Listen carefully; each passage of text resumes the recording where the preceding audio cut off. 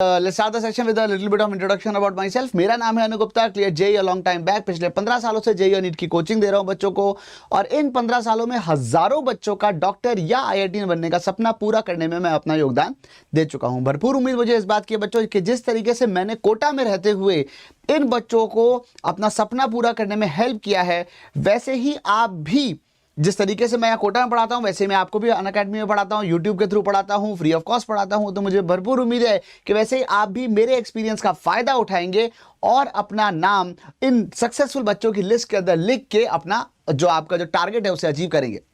ठीक है, तो फिर बिल्कुल तैयार है सारे हमारे बिल्कुल जोशीले फ्यूचर डॉक्टर्स? कैसे हैं बच्चों? चलिए, नहीं रुकू, मेरी तबीयत बिल्कुल ठीक है, थैंक यू फॉर आस्किंग, पर ऐसा बिल्कुल भी नहीं है। ठीक है, वाह वाह क्या बात है सॉलिहा जी, आप आ गई आज टाइम पर। इनफैक्ट उल्टा मैं आज गलत टाइम पर आया हूं। आज मैं प्रदीप सर की जगह आया हूं क्योंकि प्रदीप सर की शायद थोड़ी सी तबीयत खराब है, तो इस वजह से। ठीक है, तो चलिए कंटिन्यू करते हैं। अच्छा, हाँ सारे कोटा के टीचर्स हैं। हाँ, अब कोटा में बहुत सारी टीचर्स है भी ना। ठीक है, चलिए भाई, अगर आपको हम लोगों से जुड़ना है तो आप ये अनलॉक नीट चैनल ज्वाइन कर लो। इसके ऊपर सारे के सारे आपको नोटिफिकेशन मिल जाते हैं, सारी पीडीएफ भी इसके ऊपर हम लोग अपडेट कर देते हैं बच्चों। अच्छा, दूसरी बात, अनअकैडमी का सब्सक्रिप्शन क्यों लेना चाहिए? कई बार बच्चे मुझसे पूछते हैं कि सर जब आप यहाँ पे यूट्यूब पे हर चीज पूरी पढ़ा ही देते हो तो जरूरत क्या है? What is the requirement of taking a subscription? तो देखो भाई, सब्सक्रिप्शन लेने से क्या होता है कि आपका एक जो डेडिकेशन है वो बढ़ता है, आपकी सिंसियरिटी बढ़ती है, आपकी कंपनी इंप्रूव होती है। जिन बच्चों के साथ बैठ के आप पढ़ रहे हो वो भी बहुत ज्यादा सिंसियर बच्चे होते हैं। ये 3 मेजर बातें हैं आपकी तरफ से। दूसरी बात, हमारी तरफ से आपको एक्स्ट्रा सर्विसेज मिलती हैं, जैसे कि हम आपके डाउट्स क्लियर करते हैं। एक और एक्स्ट्रा सर्विस होती है, वो है आपकी प्रोफाइलिंग होती है। यहाँ पर प्रोफाइलिंग मतलब किस तरीके के क्वेश्चंस आपने अटेम्प्ट किए, कितने आपसे गलत हुए, कौन से सही हुए, किस तरीके के पर्टिकुलर क्वेश्चंस हैं जो आप लगातार गलत करते हो और कहां पे आपको ज्यादा फोकस की रिक्वायरमेंट है। ये सारी बातें आपको यहां पर पता चलती हैं। ठीक है, कौन सा कोर्स कितने का है और क्या है, ये सब बातें अब हम towards the end of the session कर लेंगे। लेकिन अब हाँ, ये कह सकता हूं मैं, अगर आप लोग 2021 की तैयारी कर रहे हैं तो आप 6 महीने का सब्सक्रिप्शन ले सकते हैं, और अगर आप 2022 या उसके बाद की तैयारी कर रहे हैं तो आप 1 साल या 2 साल का सब्सक्रिप्शन ले सकते हैं। सब्सक्रिप्शन आप कोई सा भी लेंगे, कोड आप आपके अपने अनुसार का ही यूज करेंगे। कोड है ANU। ठीक है, और 10 हटा दिया मैंने। ANU is the code. And अगर आप ये वाला कोड यूज करते हो बच्चों, तो उससे क्या होता है कि आप सीधे सीधे मेरी मेंटरशिप में आ जाते हो। एक तो आपको 10% का डिस्काउंट मिलता है। ठीक है, जो अभी थोड़े दिन तक ही 10% है, थोड़े दिन बाद ये 5% रह जाएगा। इसलिए अगर आप सोच रहे हो सब्सक्रिप्शन लेने की तो एज सुन एज पॉसिबल ले डालो। ठीक है, दूसरी बात, इससे आप मेरी मेंटरशिप में आ जाते हो तो क्या पढ़ना है, मेरे 15 साल के एक्सपीरियंस का फायदा उठा सकते हैं आप कि क्या पढ़ना है, कैसे पढ़ना है, मटेरियल कौन सा होना चाहिए, स्ट्रैटेजी क्या होनी चाहिए, टाइम मैनेजमेंट कैसे करना है, कौन सा सब्जेक्ट पहले पढ़ना है। ये सारी की सारी बातें मैं आपको बताता हूँ। इनफैक्ट कोटा का जो बेस्ट मटेरियल है वो भी मैं आपको प्रोवाइड कर सकता हूँ, लेकिन वो सिर्फ सारी बातें सिर्फ तब होंगी जब आप सब्सक्रिप्शन लेंगे और कोड यूज करेंगे ANU। ठीक है, आप आइकनिक सब्सक्रिप्शन भी ले सकते हैं, जिसके अंदर जिन भैया दीदी जिन्होंने टॉप 100 में नीट फोड़ा होगा लास्ट ईयर, जिनसे आप मिलने के लिए बहुत ही ज्यादा आतुर रहते होंगे कि एक झलक मिल जाए, 5 मिनट बात हो जाए, 10 मिनट बात हो जाए, कैसा रहे कि अगर वो भैया दीदी आपको पूरी तरीके से गाइड करने के लिए तैयार हो। ठीक है, और अगर वो पूरी तरह से आपको गाइड करने के लिए तैयार हैं पूरे साल के लिए या जब तक भी के लिए भी आप सब्सक्रिप्शन लेते हो, तो कितना बढ़िया रहे। ठीक है, वो भी पर्सनल कोचिंग। ठीक है, ऐसे नहीं कि मतलब भीड़ में खड़े होकर बोल दिया, पर्सनल कोचिंग। अकेले आपको आपके टेस्ट एनालिसिस के बेसिस पे वो आपको समझाएंगे कि भाई तेरे को ये पढ़ने की जरूरत है, तो ये क्यों नहीं करता है, ये वाली चीज किया कर। ठीक है, अगर आपको ऐसा कुछ चाहिए तो अनअकैडमी एक्चुअली आपके लिए ऐसे ही कोचेस, पर्सनल कोचेस लेकर आए हैं, जिन्होंने अपना खुद का नीट एक बहुत स्ट्रांग रैंक पे फोड़ा हुआ है, और इस वक्त वो किसी ना किसी बड़े इंस्टीट्यूट के अंदर, किसी ना किसी हिंदुस्तान के बेहतरीन गवर्नमेंट मेडिकल कॉलेज के अंदर वो पढ़ रहे हैं। ठीक है, अपनी पढ़ाई करते हैं, पढ़ाई के साथ साथ ऐसा तो नहीं है कि पूरे दिन आपको गाइड करते रहते हैं। ठीक है, दिन में अगर उनको 1 घंटा भी मिल जाता है आपके बारे में सोचने का, समझने का, आपके टेस्ट एनालिसिस को देख के बताने का, तो उनके लिए काफी है। कभी कभी बच्चे मुझसे पूछते हैं कि सर अगर वो हमको गाइड करते तो खुद कैसे पढ़ाई करते हैं? अरे भाई, दिन में 24 घंटे होते हैं और वो डॉक्टर बनने वाले हैं, उनको अच्छी तरह पता है कि मतलब स्लॉग करना क्या होता है। ठीक है, वो नीट फोड़ के गए हैं तो उनको अच्छी तरह पता है कि मतलब अपने टाइम का बेस्ट उपयोग कैसे करना है। उसकी टेंशन तुम मत लो, उनकी पढ़ाई की टेंशन तुम मत लो, उन्हें तुम्हारी पढ़ाई की टेंशन लेने दो। ठीक है, तो मैकेनिकल वेव्स की हम लोग आज बात कर रहे हैं, और सबसे पहला सवाल तो ये होता है कि बच्चों वेव होती क्या है? तो भाई वेव जो होती है, wave is a travelling of a disturbance from one point two another without actually मतलब विदाउट एक्चुअल मटेरियल ट्रेवलिंग, ठीक है। मीडियम का जो जो मैटर है, जो जो मटेरियल है, वो जब यहाँ से वहां नहीं जाता, लेकिन फिर भी कुछ तो चला जाता है। इस कुछ तो जाने की जो प्रोसेस है, उसी को हम लोग प्यार से वेव कहते हैं, ठीक है। तो what exactly is wave? Wave का मतलब हो गया, इट इज जब जब मीडियम में एक डिस्टर्बेंस यहाँ से वहां ट्रेवल करता है, और वो डिस्टर्बेंस अपने साथ ट्रेवल करते टाइम मोमेंटम और एनर्जी को लेके जाता है without actual transfer of matter या मटीरियल, ठीक है। अब ये जो पर्टिकुलर वेव आपको बच्चों सामने दिख रही है आपकी स्क्रीन पे, वो उसे हम लोग प्यार से क्या कहते हैं? उसे हम कहते हैं एक्चुअली मैक्सिकन वेव, ठीक है। ये बच्चे, ये जो बच्चे होते हैं, ये क्लास में बैठे बैठे ही बना सकते हैं कि भाई एक ने हाथ ऊपर किया, फिर अगले ने हाथ ऊपर किया, फिर अगले ने हाथ ऊपर किया, और इस तरीके से जो ट्रैवलिंग है वेव्स की वो हो जाती है। तो यहाँ पे जो वेव की जो, अगर आप इस केस में देखो, तो यहाँ पे जो वेव है ये एक्चुअली इस डायरेक्शन में ट्रेवल कर रही है। दिख रहा है कि उस डायरेक्शन में कुछ जा रहा है, लेकिन एक्चुअली देखा जाए तो हर बच्चा सिर्फ अपनी जगह पे ही ऊपर नीचे ही हो रहा है, ठीक है। और लेकिन बच्चा कोई आगे नहीं गया, सिर्फ वेव आगे गई। और एग्जाम्पल देखते हैं इस चीज के, इस चीज के जो और एग्जाम्पल्स में अगर हम लोग आएंगे तो एक सेकंड, इससे पहले कि हम लोग उन एग्जाम्पल्स के ऊपर चले जाएं, एक छोटी सी बात यहाँ पे ये आती है कि एक्चुअली जो वेव होती है वो उसमें हम लोग जब बात कर रहे होते हैं तो क्या होता है, देखो समझो। अगर अब यहाँ पे क्या होता है, जैसे मान लो एक ब्लॉक है, ठीक है। अब अगर एक ब्लॉक यहाँ पर है, और इस ब्लॉक को, ये बहुत सारे, कई सारे बिल्कुल आइडेंटिकल ब्लॉक्स हैं, और उनके नीचे बिल्कुल आइडेंटिकल स्प्रिंग्स लगी हुई है, ठीक है। आइडेंटिकल ब्लॉक्स हैं और उनके नीचे आइडेंटिकल स्प्रिंग्स लगी हुई हैं, तो इसका मतलब मैं ये कह सकता हूँ कि ये, और ये अच्छा, ये सारे के सारे बढ़िया इक्विलिब्रियम में थे, कोई दिक्कत नहीं थी। अब अगर ये सारे के सारे इक्विलिब्रियम में थे, इसका मतलब ये हुआ, अब क्या हुआ, जैसे मान लो कि मैं लेकर आया एक हथौड़ा, क्या लाया मैं लेकर आया एक हथौड़ा, और वो हथौड़ा मैंने यहां से पकड़ा, और इसको इसको एक के ऊपर पकड़ा, और धाड़ धाड़ धाड़ धाड़ धाड़ धाड़ करते हुए मारते हुए चला गया।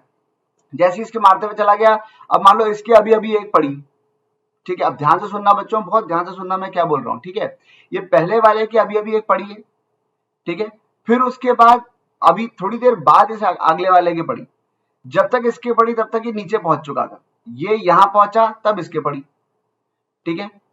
फिर जब ये यहां से यहां आया, ये नीचे पहुंचा था तब इसके पड़ी थी। फिर जब ये यहां से ऊपर पहुंचा, ये वाला यहां आया तब, और ये नीचे पहुंचा तब इसके पड़ी। फिर जब ये घूम के यहां आया, ये ऊपर पहुंचा, ये यहां नीचे से ऊपर पहुंचा, और ये नीचे पहुंचा तब इसके पड़ी। अब देखा जाए तो अगर मैं इसकी बात करूं और अगर मैं इसकी बात करूं, तो ये दोनों अभी इस वक्त अपनी अपनी मी पोजीशन पर ही है, ठीक है। इसके अभी अभी पड़ी है, और इसके जो सॉरी इसके ये तो एक जगह पूरा काट के आ चुका है, और इसके अभी अभी पड़ी है। अगर आपको बच्चों फेजर डायग्राम याद आ रहा हो, तो फेजर डायग्राम में क्या होता था, अगर अगर याद आ रहा हो तो ठीक है, अगर याद आ रहा होगा तो क्या होता है फेजर डायग्राम के अंदर? फेजर डायग्राम के अंदर ये होता है कि ये वाला पार्टिकल अभी यहाँ पर, एक पार्टिकल यहाँ पर है, वो इमेजिनरी पार्टिकल ऐसे गोल गोल घूमता रहता है, और उसकी जो परछाई होती है वो एक्चुअली ऊपर नीचे ऐसे चमकती रहती है। याद आ रही है ये वाली बात, ठीक है। तो अगर देखा जाए तो ये वाला भी पार्टिकल नीचे ही जा रहा है, और ये वाला पार्टिकल ने भी अभी अभी नीचे जाना शुरू किया ही है। देखा जाए तो फेज के हिसाब से बच्चों ये दोनों एक्चुअली एक ही पोजीशन पर है, ठीक है। इन दोनों का फेज सेम है, बस फर्क सिर्फ इतना सा है कि वो जो पहले वाला है वो एक पूरा चक्कर काट के वापस आ चुका है, तो उसको पूरा एक्सपीरियंस है कि भाई मैं कितना आगे जाके, मुझे कितना नीचे जाके वापस ऊपर आना है, ठीक है। तो इसका मतलब ये हुआ कि बेसिकली इसने ये एक्चुअली, इसका जो शक्तिमान देखा जाए या इसका जो इमेजिनरी पार्टिकल देखा जाए, वो ऑलरेडी 2 पाई एंगल ट्रेवल कर चुका है बच्चों। तो इसीलिए हम ये कहते हैं कि भाई इन दोनों के बीच में जो फेज डिफरेंस है वो 2 पाई का हो जाता है, ठीक है। हालांकि ये दोनों सेम फेज में है, ये दोनों सेम फेज में वाइब्रेट करने वाले हैं, क्योंकि दोनों एक साथ मेन पोजीशन पे और दोनों की वेलोसिटी नीचे की तरफ ही है, ठीक है। बस फर्क सिर्फ इतना सा है कि इसको पता है कि क्या क्या होने वाला है इसके साथ, और ये वाला अबोध अज्ञान, इसको तो इसकी तो अभी अभी पड़ी है, वो तो ये सोच रहा है मेरे साथ हो क्या गया, मैं पता नहीं कितनी नीचे तक जाऊंगा, वापस ऊपर आऊंगा, ठीक है। और ये वाली जो चीज आती है, इसी को हम लोग यहाँ पे प्यार से क्या कह देते हैं, इसी के बारे में हम लोग ये कह देते हैं कि भाई ये जो दोनों पॉइंट्स हैं ये दोनों सेम फेज में है, और इन दोनों के बीच की जो दूरी है ये कहलाती है वेव लेंथ, ठीक है। एक और चीज देखते हैं बच्चों, अब जैसे अगर मैं मान लो ये हथौड़ों की, ये जो ब्लॉक्स की जगह अगर मेरी उंगलियां होती, ठीक है। अगर ब्लॉक्स की जगह मेरी उंगलियां होती, पहले इसके पड़ी होती, फिर ये ऊपर आता, फिर ये नीचे आता, फिर इसके पड़ती, फिर ये ऊपर जाता है, नीचे आता है, ये इस तरीके का मोशन होता।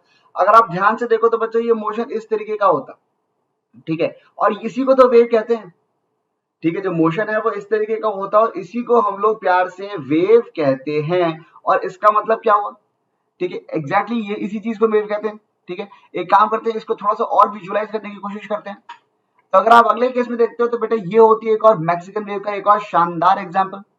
इसके अंदर क्या हो रहा है कि भाई बहुत सारी भीड़ है, एक स्टेडियम सा भरा हुआ है। अगर आप ध्यान से उसको देखो तो एक स्टेडियम सा भरा हुआ है और उसके अंदर बहुत दूर दूर तक खूब सारे लोग हैं और यहाँ पे आगे से किसी ने खट से एक उंगली दबाई और जैसे आगे से किसी ने एक चुटकी बजाई और एकदम से सब लोग एक हाथ ऊपर करके बस पीछे होते चले गए। अगर आप ध्यान से देखो बच्चों यहाँ पर तो आपको एक बात समझ में आएगी कि देखो ये यहाँ पे ये यहाँ से ये वेव जा रही है।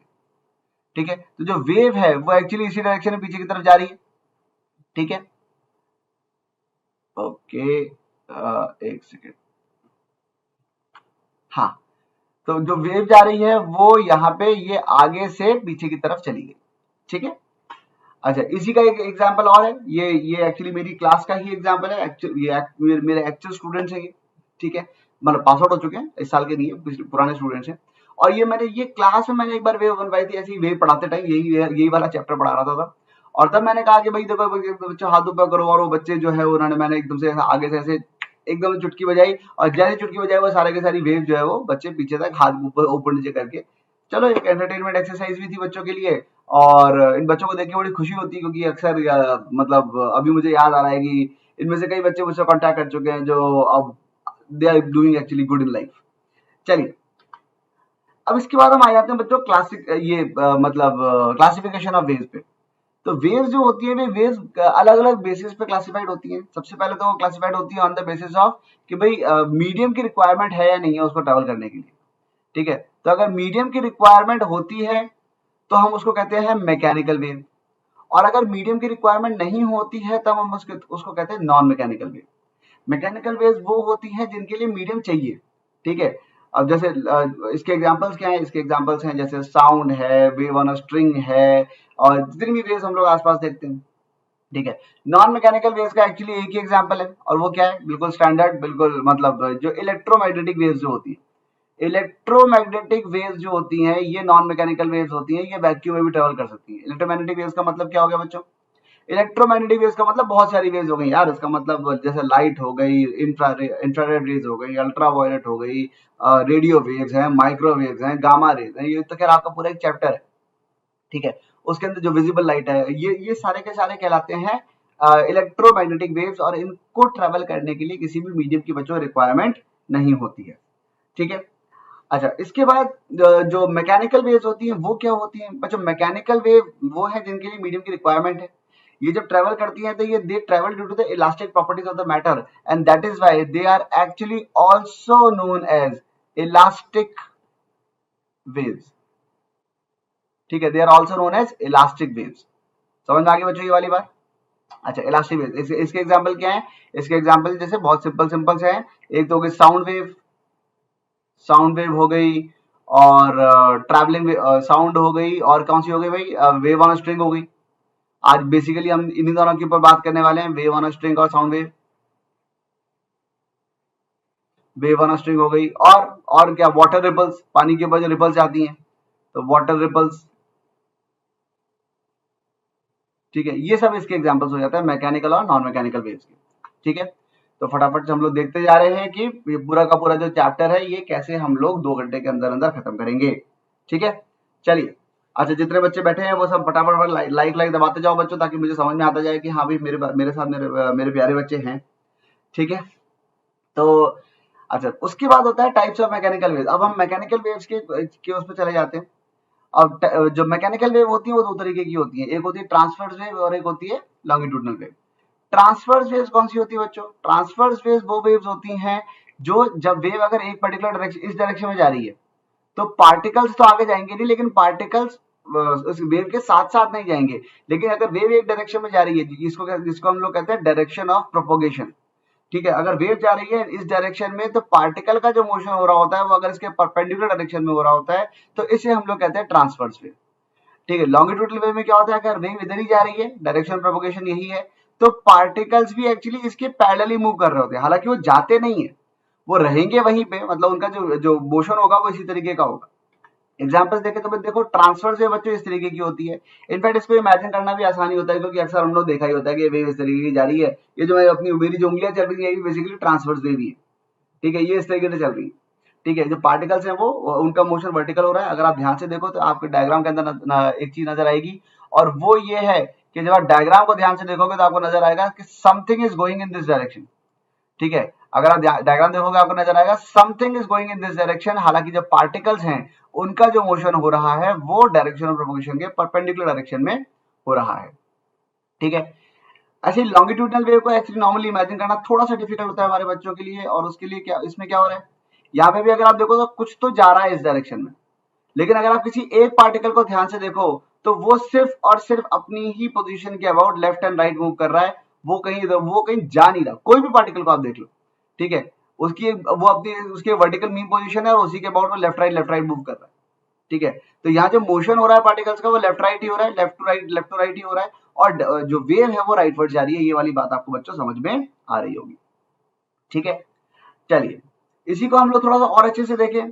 तो जब ऐसे वेव ट्रेवल करती है तो अगर आप बच्चों यहाँ पर ध्यान से देखोगे तो आपको ये बात समझ में आ रही होगी कि ये देखो इस जगह पे ये एक कंप्रेशन ट्रेवल कर रहा है, ठीक है। जब वेव इधर की तरफ जा रही है तो कहीं कहीं भीड़ ज्यादा है, यहाँ पे देखो तो भीड़ ज्यादा है, यहाँ पे देखो तो भीड़ कम है, ठीक है।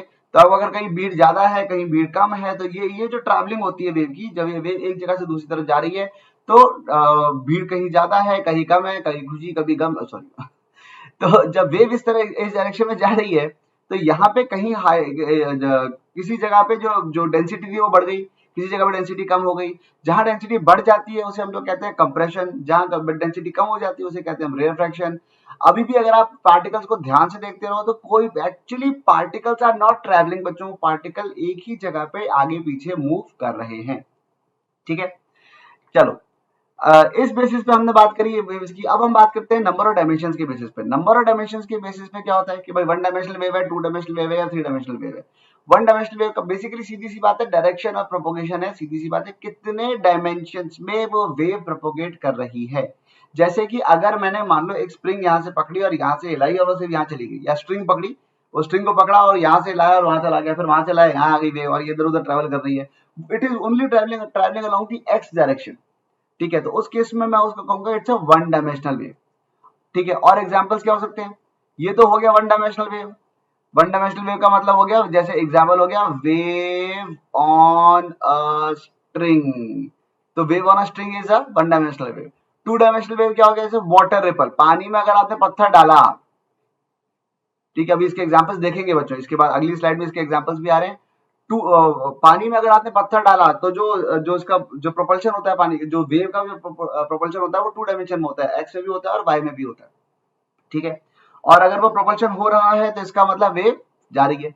फिर होते हैं three dimensional wave. Three dimensional wave क्या होती है बच्चों, जैसे हवा में बम फटा, हवा में बम फटा तो वेव जैसे वेव ऑन स्ट्रिंग गई तो वो सिर्फ एक्स डायरेक्शन में गई, वेव ऑन वाटर रिपल हुआ तो एक्स और वाई दोनों में हुआ, ठीक है।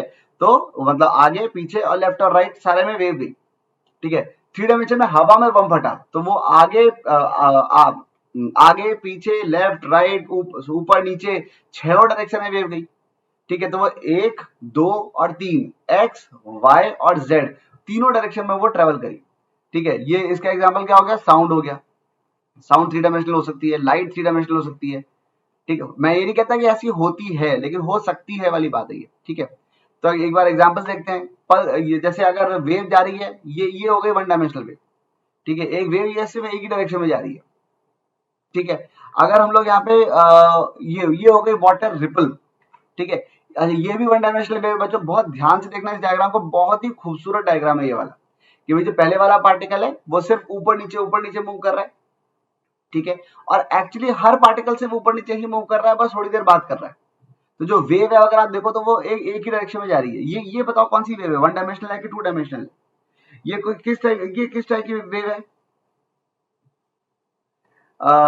ये जो है ये है एक वन डायमेंशनल वेव, क्योंकि ये सिर्फ एक्स डायरेक्शन में ही जा रही है, ठीक है। ये हो गई two dimensional wave, water ripple. ये एक्स में भी ट्रेवल कर रही है। अगर आप इसको ध्यान से देखो कहाँ जा रही है ये, तो ये यहां से गिर शुरू हुई, ये एक्स में भी जा रही है और ये वाई में भी जा रही है, ठीक है। एक्स में भी जा रही है, वाई में भी जा रही है, ये जेड में नहीं जा रही है, ये ऊपर नीचे ट्रेवल नहीं कर रही है, इसीलिए 2 डायमेंशनल वेव है।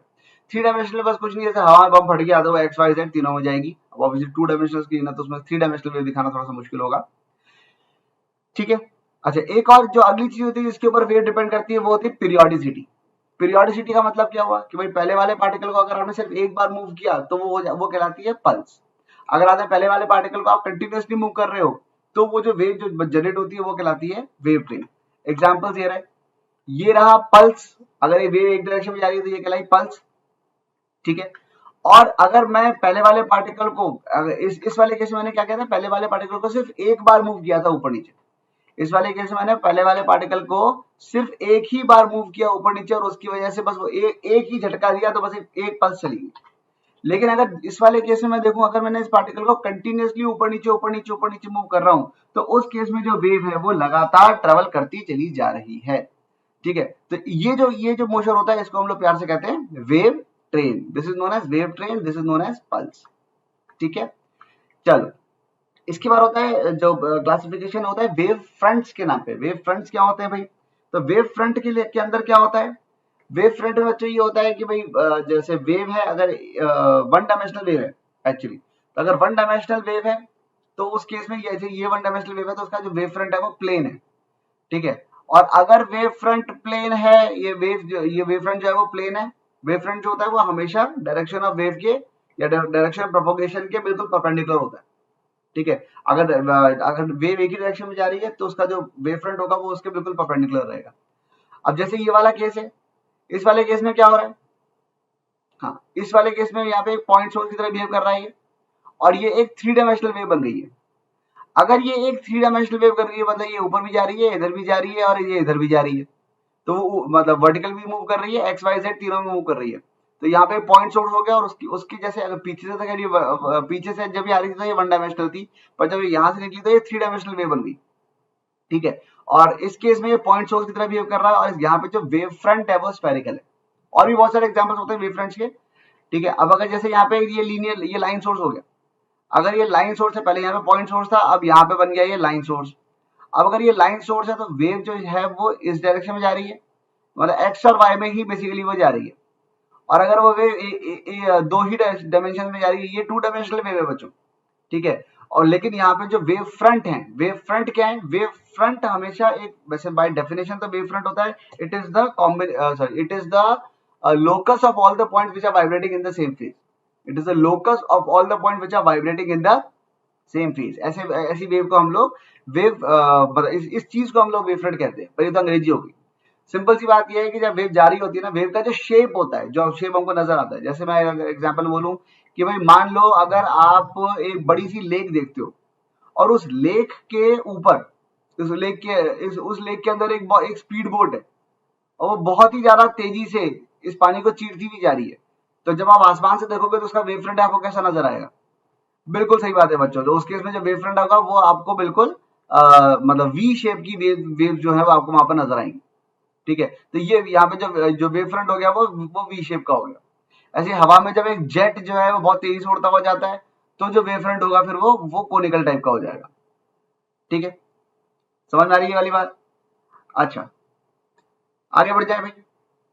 चलो, तो ये अलग अलग वेव फ्रंट हो गए। पहले हमने देखा ये वेव फ्रंट प्लेन हो गया, फिर यहाँ पे अलग अलग एग्जांपल्स हैं, ये स्फेरिकल हो गया, cylindrical wave front, V shape wave front, और फाइनली हमने यहाँ पे देखा एक कौन सा वाला वेव फ्रंट, ये दूसरा, ये हमने देखा है एक और कोनिकल वेव फ्रंट, ठीक है। अच्छा, general equation of travelling wave. देखो, वेव की जब आप इक्वेशन लिखने जाते हो तो वो y is equal to, it has to be a function of time and x। Basically wave की इक्वेशन लिखने का मतलब क्या है, वेव की इक्वेशन लिखने का बेसिकली बच्चों ये मतलब ये है कि अगर आप यहाँ पे खड़े हो, यहाँ से मतलब आप किसी भी इंस्टेंट पर, कोई भी टाइम t पर कोई भी पार्टिकल जिसका x जो x कोऑर्डिनेट x है उसका डिस्प्लेसमेंट आप निकाल पाओ, तो बेसिकली ऑब्वियसली उसके अंदर जो एक्सप्रेशन है वो y should be a function of x and t, दोनों होने चाहिए उसके अंदर, टाइम और x दोनों होने चाहिए। टाइम या x में से कोई एक भी मिसिंग है तो गड़बड़ हो जाएगी। तो ये एक जनरल एक्सप्रेशन होता है किसी भी वेव का। अब एक बात ध्यान रखना बच्चों, जब भी वेव की वेलोसिटी पॉजिटिव होती है तो टाइम का कोफिशिएंट और x का कोफिशिएंट का साइन आपस में उल्टा होता है। टाइम के आगे जो नंबर लिखा हुआ है और एक्स के आगे जो नंबर लिखा, बेसिकली यहाँ पे अगर ये बीच में माइनस साइन आ रहा है ना, अगर v पॉजिटिव है तो अगर बीच में माइनस साइन आ रहा है, दोनों के कोफिशिएंट्स का साइन अगर उल्टा है, इसका मतलब वेलोसिटी पॉजिटिव है। वेलोसिटी पॉजिटिव का मतलब क्या हुआ? वेलोसिटी पॉजिटिव का मतलब टाइम जो है का मतलब, या हमें कैसे पता चलेगा वेलोसिटी पॉजिटिव है? अगर t और x के कोफिशिएंट आपस में ऑपोजिट साइन के होंगे, ठीक है, ऑपोजिट साइन। अगर मान लो कि मैं अगर ये कह रहा हूं कि लेट अस से मैं अगर कह रहा हूं y is equal to a function of ax plus bt लिखा हुआ है, तो a और b अगर अपोजिट साइन के हैं, अब a और b अगर अपोजिट साइन के, तो इस बात को बेटा हम लोग मैथमेटिकली कैसे लिख सकते हैं? a और b अगर अपोजिट साइन के, तो इसका मतलब a b जो है वो नेगेटिव आएगा, a मल्टीप्लाइड बाय b। अगर एक पॉजिटिव है दूसरा नेगेटिव है, तो दोनों को मल्टीप्लाई करोगे तो नेगेटिव आ जाएगा। वेलोसिटी अगर नेगेटिव है, इस बात का मतलब क्या हुआ, या ये बात कहां से पता चलती है? तो वो तब होगी जब a और b या x और t के जो कोफिशिएंट्स हैं वो आपस में सेम साइन के आ जाते हैं, तो मतलब वेलोसिटी नेगेटिव है, नेगेटिव डायरेक्शन, वेव जो है वो नेगेटिव डायरेक्शन में ट्रेवल कर रही है, और इसका मतलब वो हो गया a b ग्रेटर देन 0, ठीक है। अच्छा, अब इसमें यहां पर आ गई बातें वेलोसिटी की, वेलोसिटी पॉजिटिव है, वेलोसिटी नेगेटिव है, तो इस तरीके से कभी कभी हम लोग निकालते हैं, या ये क्वेश्चन के अंदर काम आता है, अभी बताऊंगा कैसे, ठीक है। लेकिन अभी तो क्या है, हम लोग वेव की फील ही लिए जा रहे हैं बस, लेकिन इससे पहले कि हम लोग उस सिचुएशन में आ जाए ना, बस अब आने वाले हैं हम लोग सवाल करने की सिचुएशन में, ठीक है। सवाल कैसे पूछे जाते हैं, क्या करना होता है? तो एक होती है बेटा साइनसॉइडल वेव। साइनसॉइडल वेव का मतलब क्या हुआ, ये अभी मैंने थोड़ी देर पहले आपको दिखाया भी था। साइनसॉइडल वेव का मतलब ये हो गया, अगर आगे सबसे आगे वाला जो पार्टिकल है, अगर वो सबसे आगे वाला पार्टिकल एसएचएम कर रहा है, तो एक्चुअली करेंगे तो सारे ही एसएचएम करेंगे, तो सारे ही एसएचएम, बस फर्क सिर्फ इतना सा है कि एक पहले एक यहाँ करेगा, उसकी थोड़ी देर बाद ये वाला एसएचएम करेगा, उसके बाद ये वाला एसएचएम करेगा, उसके बाद ये वाला एसएचएम करेगा, एंड सो ऑन। तो जो एसएचएम होते रहते हैं, जब ये इस तरीके का ट्रैवलिंग हो रही है कि पहले वाला पार्टिकल जो मोशन कर रहा है, एग्जैक्टली वही मोशन सारे के सारे पार्टिकल्स कर रहे हैं, बस थोड़ा सा टाइम लैग के बाद कर रहे हैं, इसी को तो वेव कहते हैं। अब पहले वाला पार्टिकल अगर एसएचएम कर रहा है, तो सारे एसएचएम कर रहे हैं, ठीक है। और उस केस में हम लोग क्या करते हैं, बस ये है कि पहले वाले पार्टिकल में अगर एक्चुअली ये जो इक्वेशन निकलती है, इक्वेशन लिखने का सिंपल सा तरीका बच्चों ये रहता है कि वो यहाँ पे आपसे बस इतना सा बोलते हैं कि भाई अगर मान लीजिए कि पहले वाले पार्टिकल का जो मोशन था वो y is equal to f t से गिवन था, तो बस t की जगह t माइनस एक्स वाई लिखना होता है, ठीक है। तो बस t की जगह x minus t minus x y लिखना होता है। अगर मान लो मैंने यहाँ पे पहले ये कह दिया कि जो पहले वाला पार्टिकल था वो y is equal to a sine omega t के हिसाब से, ओमेगा टी प्लस 5 के हिसाब से वेरी कर रहा था या एसएचएम कर रहा था, तो बस जहां लिखा था t, वो t की जगह एक्स वाई भी लिखना होता है। t की जगह एक्स वाई भी लिखने के लिए हम क्या करेंगे, तो यहाँ पे हम ये कह सकते हैं कि भाई आप एक काम करो, बहुत सिंपल सी बात है, y की वैल्यू क्या लिखोगे, y को, अब जब वेव की इक्वेशन लिखने की बारी है, तो y is equal to a sine और ओमेगा, और t की जगह लिख दिया t minus x by v और प्लस 5। तो अगर आप ध्यान से देखोगे तो ये क्या बन गया, y is equal to a sine omega t, एक सेकेंड कलर थोड़ा चेंज कर लूं, तो ये बन गया है y is equal to a sine omega t minus omega by v into x plus 5, ठीक है। इसमें ये ओमेगा बाय v को बोल देते हैं k, ओमेगा बाय v को ये बहुत ही शानदार तरीके से ओमेगा बाय v को बोल दिया इन्होंने k, और जो इक्वेशन निकल के आई फाइनली वो आई ये वाली, y is equal to a sine omega t minus k x plus 5, ठीक है। तो यहाँ पे हमने देखा कि k क्या है, k है ओमेगा बाय v, या मैं कह सकता हूँ कि velocity is equal to omega upon k, ठीक है। ये होती है साइनोसॉइडल वेव। साइनोसॉइडल वेव जब जाती है तो उसके दो पॉइंट, जैसा कि मैंने शुरू में बताया था, दो पॉइंट आपस में सेम फेज में, उन दोनों के बीच की जो दूरी होती है वो कहलाती है एक वेवलेंथ, ठीक है। ये क्रेस्ट है, ये ट्रफ है, ठीक है, जिसको मैं तो प्यार से क्या, ये पहाड़ है और ये खाई है कहता हूँ, ठीक है। तो ये मतलब दो कंसेक्यूटिव मैक्सिमास के बीच की दूरी वेवलेंथ, सिमिलरली दो कंसेक्यूटिव मिनिमास के बीच की दूरी भी वेवलेंथ। इनफैक्ट मतलब जो कोई भी दो कॉरेस्पॉन्डिंग पॉइंट्स होते हैं, ये वाला और ये वाला, इन दोनों पॉइंट्स के बीच की दूरी भी लैम्डा ही है। तो लैम्डा या वेवलेंथ, वेवलेंथ क्या होती है, wavelength is the distance between या minimum distance between two points which are vibrating in the same phase. दोनों अगर टॉप मोस्ट पॉइंट पे दोनों एक साथ वाइब्रेट कर रहे हैं, ठीक है। अगर ये नीचे है मतलब बॉटम मोस्ट पे है, जो भी अगर दो पॉइंट जो सेम फेज में वाइब्रेट कर रहे होते हैं, उनके बीच की जो मिनिमम दूरी होती है उसको हम लोग वेवलेंथ कहते हैं। जो फॉर्मूले आते हैं हमारे बहुत ज्यादा काम, वो क्या है भाई, पहला फॉर्मूला होता है v equal to f lambda. ठीक है, ये फॉर्मूले आपको हमेशा याद होना चाहिए। जहां देखा आपने ओमेगा, तो ओमेगा होता है 2 पाई बाय टाइम पीरियड। अगला होता है k की वैल्यू हो जाती है 2 पाई बाय लैम्डा। वेलोसिटी हो जाती है ओमेगा बाय के, हमने अभी थोड़ी देर पहले देखा। और एक आता है बहुत ही इंपॉर्टेंट फॉर्मूला, ठीक है, k तो 2 pi by lambda, omega 2 pi bye T, तो ये तो स्टैंडर्ड वैल्यूज हैं। डेल्टा फाई जो होता है ना, दो पॉइंट्स के बीच का फेज डिफरेंस, ठीक है, अगर एक वेव इस तरीके से जा रही है तो कोई दो पॉइंट्स के बीच का जो फेज डिफरेंस होता है, या आपको याद करो बच्चों, सबसे पहला जो क्वेश्चन बताया था मैंने, उसमें मैंने ये वाली बात कही थी कि जब वो जो कौन सा था, वो जो डब्बे रखे हुए थे, तो डब्बों पर तार तार तार तार तार करके मारते हुए चले गए थे, तो क्या हुआ था वो, भाई एक डब्बा ये था जिसके अभी जो एक चक्कर पूरा काट के आ गया, ये नीचे गया, ऊपर आया, वापस आया, और एक डब्बा ये है जिसके अभी अभी पड़ी है। हैं दोनों अभी अपने अपनी पोजीशन पर ही, और अभी जा नीचे ही रही है, तो दोनों का फेज सेम है, पर बस इतना सा है कि इसका एक्सपीरियंस ज्यादा है, ये पूरा नीचे जाके ऊपर जाके वापस आया, और इसकी अभी अभी पड़ी है। तो ये 2 पाई का फेज एक्चुअली हम ये कह सकते हैं, इसने ये टू इसका जो कॉरस्पॉन्डिंग सर्कुलर मोशन हो रहा था, वो ये वाला जो है, ये ऑलरेडी जो उसका जो इमेजिनरी पार्टिकल था, वो 2 पाई एंगल घूम चुका है। इसीलिए हमने कहा भी था कि दोनों के बीच का एंगल, दोनों के बीच की जो डिस्टेंस है वो लैम्डा है। अभी अभी और पिछली स्लाइड में भी हमने यही कहा, लैम्डा क्या है, it is the minimum distance between two particle which are vibrating in the same phase. तो यहाँ पे देखो, ये होता है डेल्टा फाई, कि अगर कोई भी दो पॉइंट्स के बीच की दूरी डेल्टा एक्स है, मान लो एक पॉइंट ये वाला है, ये वाला है, और एक पॉइंट ये वाला है, इन दोनों के बीच की दूरी अगर डेल्टा एक्स है, तो इन दोनों का जो फेज डिफरेंस है, दैट फेज डिफरेंस इन दोनों का, that phase difference is actually given by this expression, delta phi is equal to 2 pi by lambda into delta x. चलिए कुछ सवाल करते हैं, बहुत देर हो गई, बहुत सारी बातें हम लोग करते जा रहे हैं, ठीक है। चलो, और कुछ बच्चे यहाँ पर हैं हमारे पास, कैसे हैं ये प्यारे प्यारे बच्चे हमारे। गुड मॉर्निंग एमबीबीएस डॉक्टर, कैसे हैं आप? ठीक है, रूही, शमीम, अर्चना, मीना, मोहन। चलो, स्ट्रेटेजिक एनटीएससी प्रेप, अरे वाह क्या बात है, छोटे बच्चे, स्वागत है आपका। अच्छा, मनीषा, शिव, दीपाली, चलो बढ़िया, बहुत सारे बच्चे आए हुए हैं हमारे पास। अरे वाह, यहाँ तो बिल्कुल बढ़िया, खूब, चलो ठीक है, चलो ठीक है बच्चों, तो लगे रहिए आप लोग, और ध्यान से यहाँ देखते रहिए। गुड मॉर्निंग दीपाली बच्चे, दीवान सिंह पवारा, दीवान सिंह पवारा, ओके, हाय। चलो भाई चलो, हाँ तो भाई क्वेश्चन सॉल्व करते हैं अपन ये वाला।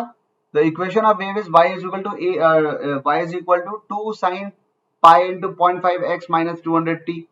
तो x की वैल्यू x और y x सेंटीमीटर में, तो वेव वेलोसिटी निकालनी है। तो भाई ध्यान से देखो, वेव वेलोसिटी कैसे निकालोगे आप? वेव वेलोसिटी निकालने का तरीका क्या होता है? वेव वेलोसिटी होती है ओमेगा बाय के, अभी अभी हमने देखा है। ओमेगा क्या होता है? जो टाइम का कोफिशिएंट होता है वो कहलाता है ओमेगा। तो ध्यान से देखना, टाइम का कोफिशिएंट सिर्फ 200 नहीं है, 200 पाई है। अच्छा, वैसे इसमें पूछा नहीं है, पर क्या आप मुझे बता सकते हो कि वेव नेगेटिव डायरेक्शन में जा रही है कि पॉजिटिव डायरेक्शन में जा रही है? क्या ये वेव लेफ्ट जा रही है या राइट, नेगेटिव डायरेक्शन में जा रही है, पॉजिटिव डायरेक्शन में जा रही है?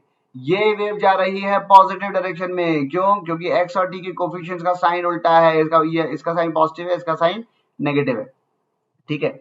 अच्छा, तो और वेलोसिटी क्या हो जाएगी? ओमेगा बाय के। ओमेगा क्या है? टाइम का कोफिशिएंट। टाइम का कोफिशिएंट क्या है? 200, और ये बाहर पाई भी लिखा हुआ है, तो 200 पाई, ठीक है। और के क्या हो जाएगा? एक्स का कोफिशिएंट। एक्स का कोफिशिएंट क्या है? 0.5 पाई, ठीक है। और ओमेगा टी माइनस सिक्स, हाँ ठीक है। तो अब यहाँ पे क्या हुआ? पाई से पाई कट गया, और ये 0.5 उछल के ऊपर चला गया, तो ये बन गया 400 सेंटीमीटर पर सेकेंड। बिल्कुल फटाफट से हमारा आंसर आ गया दिल्ली। समझ में आ गई बच्चों ये वाली बात? चलिए नेक्स्ट क्वेश्चन। नेक्स्ट क्वेश्चन क्या है बच्चों? सवाल देखते जाओ। मैं बिल्कुल ठीक हूँ एमबीबीएस डॉक्टर, आप कैसे हैं? बिल्कुल सही बात है, आया ना, आपने बिल्कुल सही जवाब दिया। Phase difference between 2 point separated by distance of 0.8। यहाँ पे कौन सा फॉर्मूला लगेगा बच्चों? यहाँ पे लगेगा delta phi is equal to 2 pi by lambda into delta x. Delta phi उन्होंने दे रखा है पाई बाय 2। काम काम की चीजों को अंडरलाइन करते जाओ बच्चों। 0.8 है, 120 पाई है, पाई बाय 2 है, ठीक है। Pi by 2 is equal to 2 pi by lambda, lambda तो दिया ही नहीं है, और डेल्टा एक्स दे रखा है इन्होंने 0.8, ठीक है। तो जैसे इन्होंने डेल्टा एक्स दिया, देखो यहाँ पे ध्यान से, पाई से कट गया पाई, और लैम्डा की वैल्यू आ गई है 4 इंटू 0.8, यानी कि वो बन गई 3.2 मीटर, ठीक है। अब जैसे ही, क्योंकि ये 0.8 मीटर्स में दे रखा था, तो यानी लैम्डा की वैल्यू 3.2 मीटर आ गई, ठीक है। और पूछा क्या है? वेलोसिटी पूछी है तो v is equal to f lambda, frequency इन्होंने हमको अलग से गिफ्ट कर दी, ठीक है। वेलोसिटी पूछी हुई तो वो क्या हो जाएगी 120 मल्टीप्लाइड बाय 3.2, ठीक है। तो 120 को जैसे मैंने 3.2 से मल्टीप्लाई किया तो वो क्या आ जाएगा 120 इंटू 3.2 बेसिकली हो गया वो 12 इंटू 32 और वो हो जाएगा 384 मीटर्स पर सेकेंड, यानी कि आंसर आ गया बॉम्बे। समझ में आ गया बच्चों? चलिए, हाँ मनीषा जी कह रही है सर नाम ले लो मेरा, दीजिए। हाँ जी मनीषा जी आपका नाम ले लिया ली, ठीक है, ओके। गुड मॉर्निंग भैया, कैसे हो आप? चलिए भाई next question. A plane wave is traveling is represented by this expression. Wave की इक्वेशन बच्चों ये वाली दे रखी है आपको, ठीक है। Where x and y are distances measured along the x axis and y in meters and the time is in seconds. पहली बात तो वेव बेटा पॉजिटिव डायरेक्शन में जा रही है कि नेगेटिव डायरेक्शन में जा रही है? भाई दोनों का साइन कन्वेंशन, सॉरी दोनों के जो कोफिशिएंट्स है वो सेम है, इसका मतलब उन दोनों का साइन जो है वो सेम है, और इसका मतलब वेव इतना तो पक्का है कि वेव नेगेटिव डायरेक्शन में जा रही है। तो ये तो बात पक्की होगी बच्चों, ए और बी गलत हो गए, ठीक है, क्योंकि उन्होंने इनमें लिखा हुआ है वेलोसिटी पॉजिटिव है तो ये तो गलत हो गए, ठीक है। अब सी और डी में से देखना है और क्या लिखा हुआ है, वेव लेंथ की बात कर रहे हैं। वेवलेंथ हम लोग कैसे निकालते हैं? वेवलेंथ होती है लैम्डा की वैल्यू होती है 2 पाई बाय के, वेयर के is the coefficient of x, ठीक है। एक्स का मतलब जो भी डिस्टेंस है, यहाँ पे इसके से वाई के, तो इसका मतलब 12.56 आ जाएगा। तो ये हो गया 2 इंटू 3.14 अपॉन 12.56, ठीक है। अगर आप ध्यान से देखो तो ये ऊपर वाले को 4 से मल्टीप्लाई करूंगा तो नीचे वाला आ जाएगा, तो ये 4 से कट गया और इसका मतलब ये आ गया हाफ, और इसका मतलब जो लैम्डा आ गई है वो आ गई है 0.5 मीटर। इसका मतलब ऑप्शन डी हो जाएगा इसका करेक्ट आंसर, ठीक है बच्चों। देख रहे हो आप इस बात को कि जब आप एक्चुअली क्वेश्चंस को सॉल्व करने की कोशिश करते हो तो कितनी जल्दी जल्दी ये सवाल जो है वो जो कितनी जल्दी चीजें समझ में आती हैं। बस एक बात, डर से आगे बढ़ने की चीज है, कई लोग बच्चे डरते हैं, तो डर से मत डरो, डर से आगे बढ़ो, क्योंकि डर के आगे जीत है, ठीक है। चलिए, हाँ बिल्कुल, बहुत बढ़िया। अच्छा बच्चों, अच्छा ठीक है, अब इसमें अरे एक मिनट, अब्दुल आ गए। हेलो अब्दुल, हाय रॉकी, अरे रॉकी बड़े दिनों बाद आए। चलो, बिल्कुल शिव प्रसाद आपका आंसर बिल्कुल सही है बच्चे, गुड। चलिए पार्टिसिपेट करते रहो ताकि आपका दिमाग और जो ध्यान है वो यहाँ लगा रहे।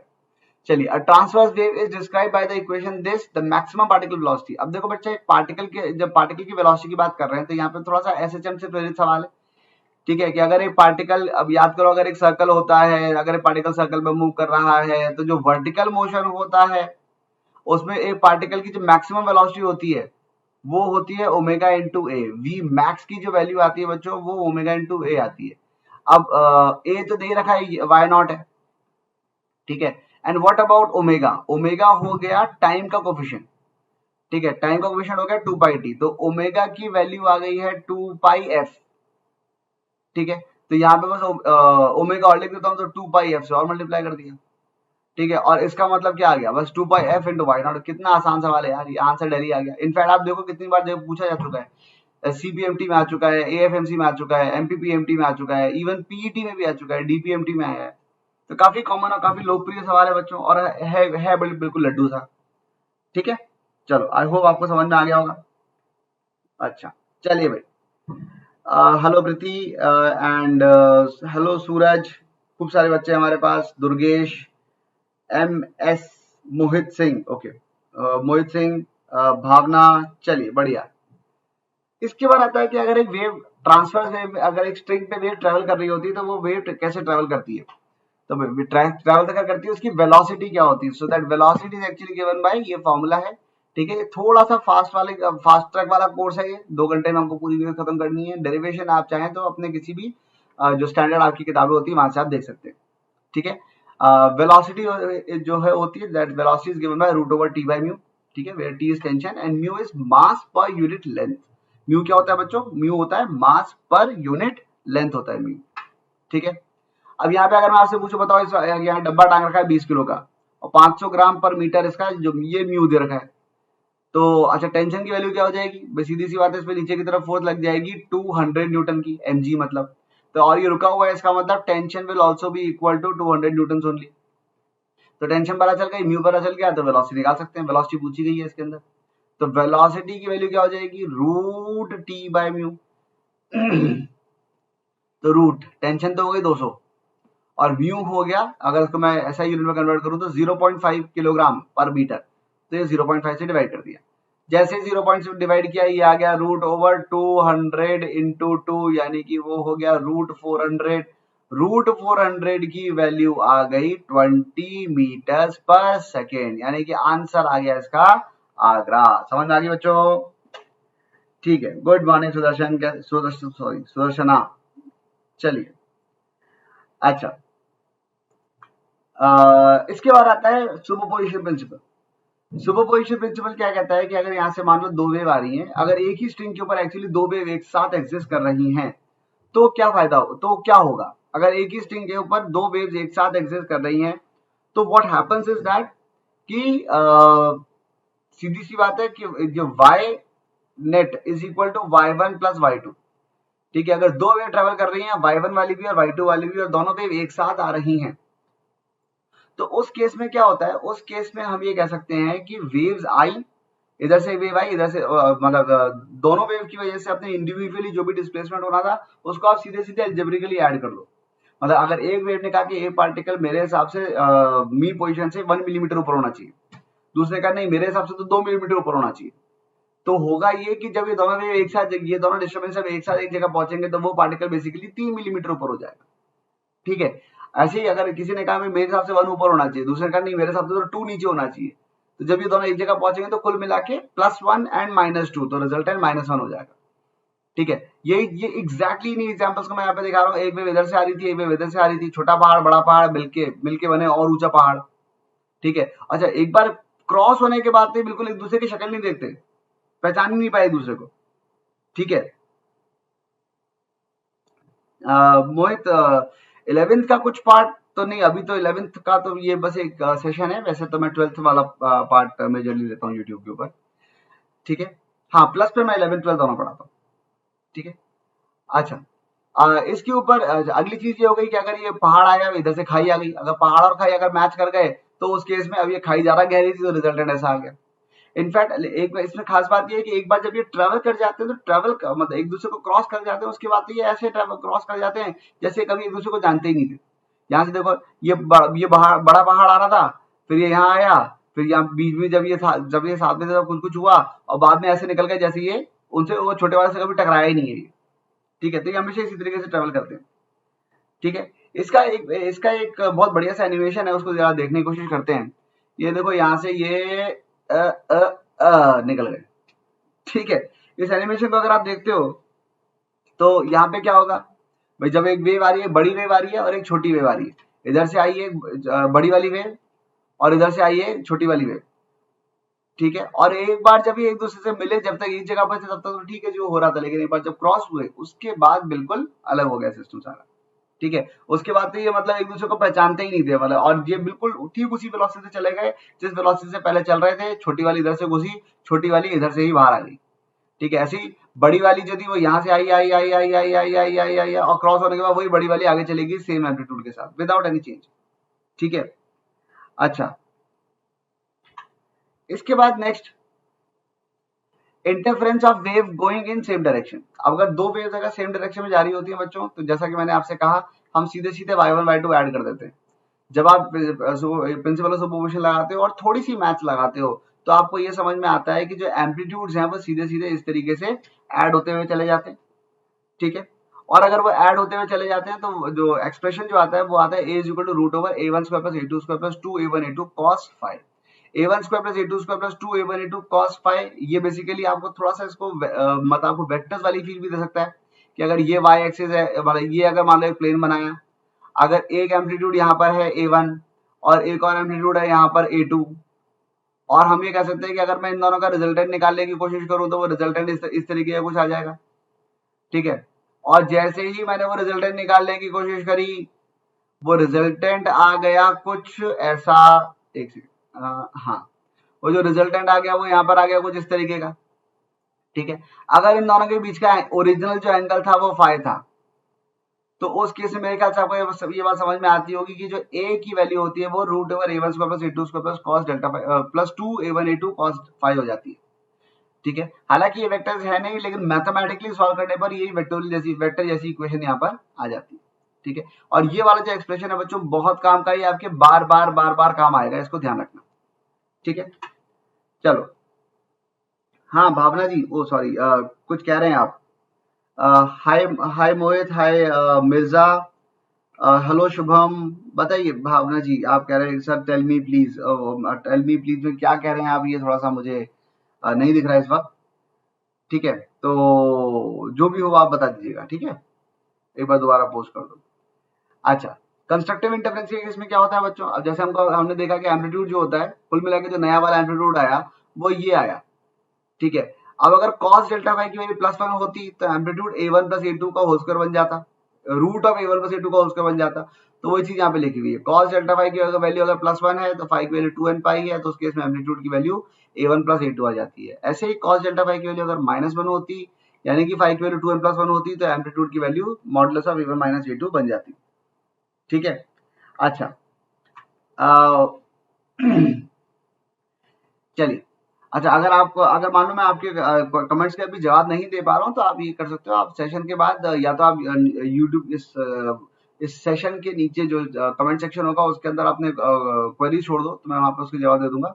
या फिर आप डायरेक्टली मुझे @अनुय गुप्ता, ये मेरा टेलीग्राम और इंस्टाग्राम आईडी है, इस पे आप मुझे मैसेज करके भी आप अपने जो भी क्वेश्चन है या जो भी क्वेरीज हैं वो क्लियर करवा सकते हो, मैं बता दूंगा। ठीक है, चलिए भाई, ये क्वेश्चन आया, two string waves expressed in this given by, ये हो गई एक स्ट्रिंग वेव की इक्वेशन, ये हो गई दूसरी स्ट्रिंग वेव की इक्वेशन, और resultant amplitude at a place where phase difference π/2 है।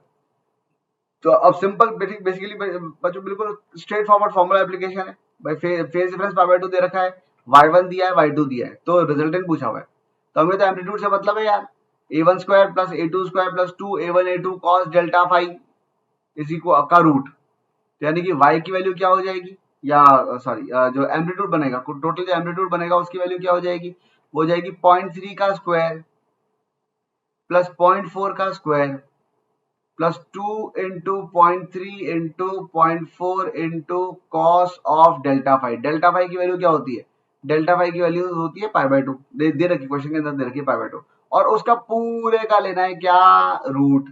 अब cos π/2 तो 0 होता है, तो ये वाला टर्म तो 0 हो गया, बचा क्या, 0.3 स्क्वायर प्लस 0.4 स्क्वायर, 0.3 स्क्वायर हो गया 0.09, 0.4 स्क्वायर हो गया 0.16, 0.9 प्लस 0.16 वो हो गया 0.25, और उसका जब आपने रूट लिया तो वो आ गया 0.5, यानी कि एम्पलीट्यूड आ जाएगा 0.5 सेंटीमीटर, यानी आंसर हो जाएगा कैलकाटा। अरे दिल्ली कहां से पहुंच गए, कैलकाटा है बेटा, कैलकाटा। ठीक है, 0.5 सेंटीमीटर। ठीक है, चलो अगला, equation of a motion of the wave is this, amplitude कितना होगा भाई, एक वेव दे रखी है ये वाली, एक वेव दे रखी है ये वाली, बेसिकली हमें दिख रहा है कि जो फेज डिफरेंस है वो यहाँ पर थीटा का है, एम्पलीट्यूड दोनों ए हैं, यानी कि नया वाला एम्पलीट्यूड क्या बन जाएगा, वो हो जाएगा रूट ओवर क्या, a square plus 2 into cos theta. ठीक है, तो ये क्या बन गया, 2a square plus 2a square cos theta का रूट।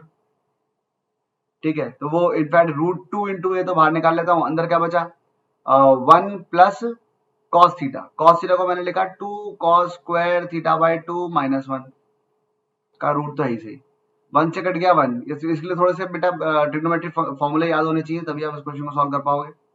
ये रूट 2 बाहर आया, कॉस भी बाहर आया, तो ये क्या बन गया, ये बन गया 2a कॉस थीटा बाय 2, तो आंसर आ गया 2a कॉस थीटा बाय 2, यानी कि आंसर हो गया आगरा। ठीक है, अच्छा, इसके बाद जो चीज आती है अगली, वो होती है reflection from a fixed and. तो बस इसमें बेटा 3 बातें होती है याद रखने की। ठीक है, बहुत ही सिंपल बातें। पहली बात तो यहाँ पर ये है कि जो फिक्स्ड एंड है इट रिमेन्स फिक्स्ड, मतलब ये तो कोई खास बात है नहीं वैसे, तो fixed and does not move, सही बात है भाई, फिक्स्ड एंड मूव क्यों करेगा। दूसरा ये होता है कि इसमें एक्चुअली दो ही बातें, इसमें पाए का फेज शिफ्ट आता है, पाए का फेज शिफ्ट आया मतलब वेव जो है वो एक्चुअली मुंह उल्टा लटका के वापस चली गई। ठीक है, तो एक तो हो गया पहली बात, fixed and does not move, second बात पाए का फेज शिफ्ट आता है, मतलब अगर एक एंड फिक्स्ड है तो जब वेव लौट के जाती है तो सीधे आई थी तो ये सीधे मतलब अगर ऊपर आई थी तो ये पिट के और मुंह लटका के वापस पीछे जाती है, ठीक है। इट द वेव, जिसकी जो लैंग्वेज होती है अच्छी सी वही होती है, the wave incurs a phase shift of pi, the wave incurs a phase shift of pi, ठीक है। अच्छा, इसके बाद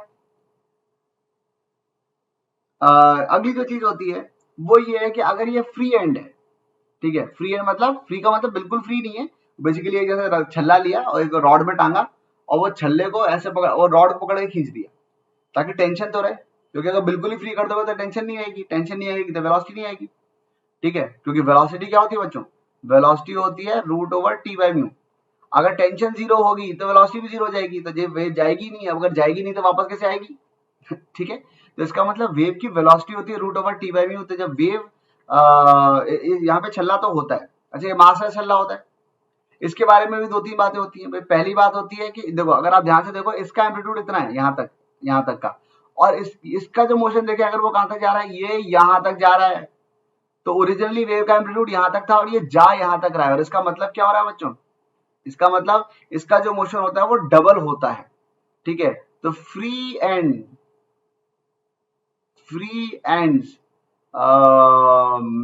y max is twice of amplitude, एक बात। दूसरा बात, नो फेज शिफ्ट, ठीक है। वेव सीधी आई थी बच्चों, सीधी आई थी, सीधी ही वापस चली गई, तो नो फेज शिफ्ट, ठीक है। अच्छा, और इसमें वैसे एक चीज और होती है ध्यान रखने की, वो ये है कि रस्सी का जो ये वाला एंड है ना, आप ये वाला देखोगे, रस्सी का ये जो एंड है ये हमेशा हॉरिजॉन्टली रहता है, ठीक है। जब ये मोशन हो रहा होता है तो रस्सी का ये वाला हैंड कभी टेढ़ा नहीं होगा, ऐसा कभी नहीं होगा कि छल्ला यहाँ पे बंधा हुआ है और रस्सी बीच में थोड़ी सी देर के लिए भी ऐसे हो गई, नहीं, रस्सी हमेशा इससे हॉरिजॉन्टली ही जुड़ी रहेगी, चाहे वो छल्ला कहीं भी चला जाए, पर रस्सी हॉरिजॉन्टली रहेगी, पर कभी ऐसे होएगी, कभी ऐसे होएगी, कभी ऐसे होएगी, पर रहेगी वो हॉरिजॉन्टल, ठीक है। अच्छा, यहाँ पे ये हो गया रिफ्लेक्शन फ्रॉम फ्री एंड। फिर आता है कि अगर मान लो कि एंड नहीं होता, दूसरी तरफ एक रस्सी और होती तो क्या होता। बस इसमें छोटी सी बच्चों कहानी है, उससे याद रखोगे तो बहुत काम आ जाएगा। वो ये है कि भाई एक था बड़ा राजा, एक था छोटा राजा। अब बड़े राजा का मन किया छोटे राजा पे चढ़ाई करने का कि हम तो इस पे अटैक करेंगे, ठीक है। ये छोटी सी कहानी जो मैंने बनाई थी जब मैं पढ़ता था, और उसके बाद से मैंने हमेशा अपने स्टूडेंट्स को भी सुनाई, और उनको जो चीज थी ये वाली समझ में, मतलब उससे उनको ये चीज जो थी वो बैठने लगी, ठीक है। अच्छा चलिए, यहाँ पे हम ये कह सकते हैं, यहाँ पे जो मैंने तरीका जो बताया था वो ये था कि जैसे एक बड़ा राजा है और एक छोटा राजा है। बड़ा राजा आया इधर से, और अब इसमें क्या है कि हमेशा एक बात ध्यान रखो, एक वेव अगर किसी भी इंटरफेस से पहुंचती है, हमेशा थोड़ी सी वेव ट्रांसमिट होगी, आगे जाएगी, और थोड़ी सी जो एनर्जी है वो वापस आ जाती है, ठीक है। यानी कि दोनों मतलब रिफ्लेक्शन भी होगा और ट्रांसमिशन भी होगा, हमेशा जब भी इंटरफेस से पहुंचेगी तो रिफ्लेक्शन ट्रांसमिशन दोनों होते हैं। सवाल ये है कि वेव जब जा रही है तो वो सीधी जाएगी या उल्टी जाएगी, ठीक है। तो जब एक वेव यहां से आई बच्चों, तो बस ये ऐसे याद रखो कि बड़ा राजा आया, बड़ा राजा वहां चला गया, जब ये बड़ा राजा उधर चला गया तो इसका मतलब क्या हुआ, बड़ा राजा जब इधर गया तो उस छोटे राजा के ऊपर अटैक किया, वहां जीत गया, उसके जितने सैनिक अंदर घुस गए, वो तो जो अंदर घुस गए, ट्रांसमिटेड वेव में कभी भी फेज शिफ्ट नहीं आएगा, ध्यान से सुन लो। ट्रांसमिटेड वेव जो होती है, जो वेव पार चली गई, चाहे वो छोटे राजा ने बड़े राजा पे चढ़ाई करी हो या बड़े राजा ने छोटे राजा पे चढ़ाई करी हो, जो वेव पार हो गई वो तो आर पार चली ही जाएगी, उसमें कोई शक ही नहीं है, ठीक है। और उस केस में पाए का कोई फेज शिफ्ट नहीं आएगा। फर्क सिर्फ पड़ता है लौटने वाली पे। अब ये बड़े राजा ने छोटे राजा पे चढ़ाई करी थी, ठीक है। अब जब इसलिए जब ये वापस लौट के आया तो ये बड़ी खुशी खुशी वापस लौट के आया, देखा पीएटी के आए हैं, तो ये अपना मुंह बिल्कुल सिर उठा के वापस गए, और इसलिए यहां से हम लोग ये याद रख सकते हैं कि इनका इसमें पाए का फेज शिफ्ट नहीं आता। तो यहाँ पे किसी में भी पाए का फेज शिफ्ट नहीं आया, ना तो ट्रांसमिटेड वेव में और ना ही रिफ्लेक्टेड वेव में।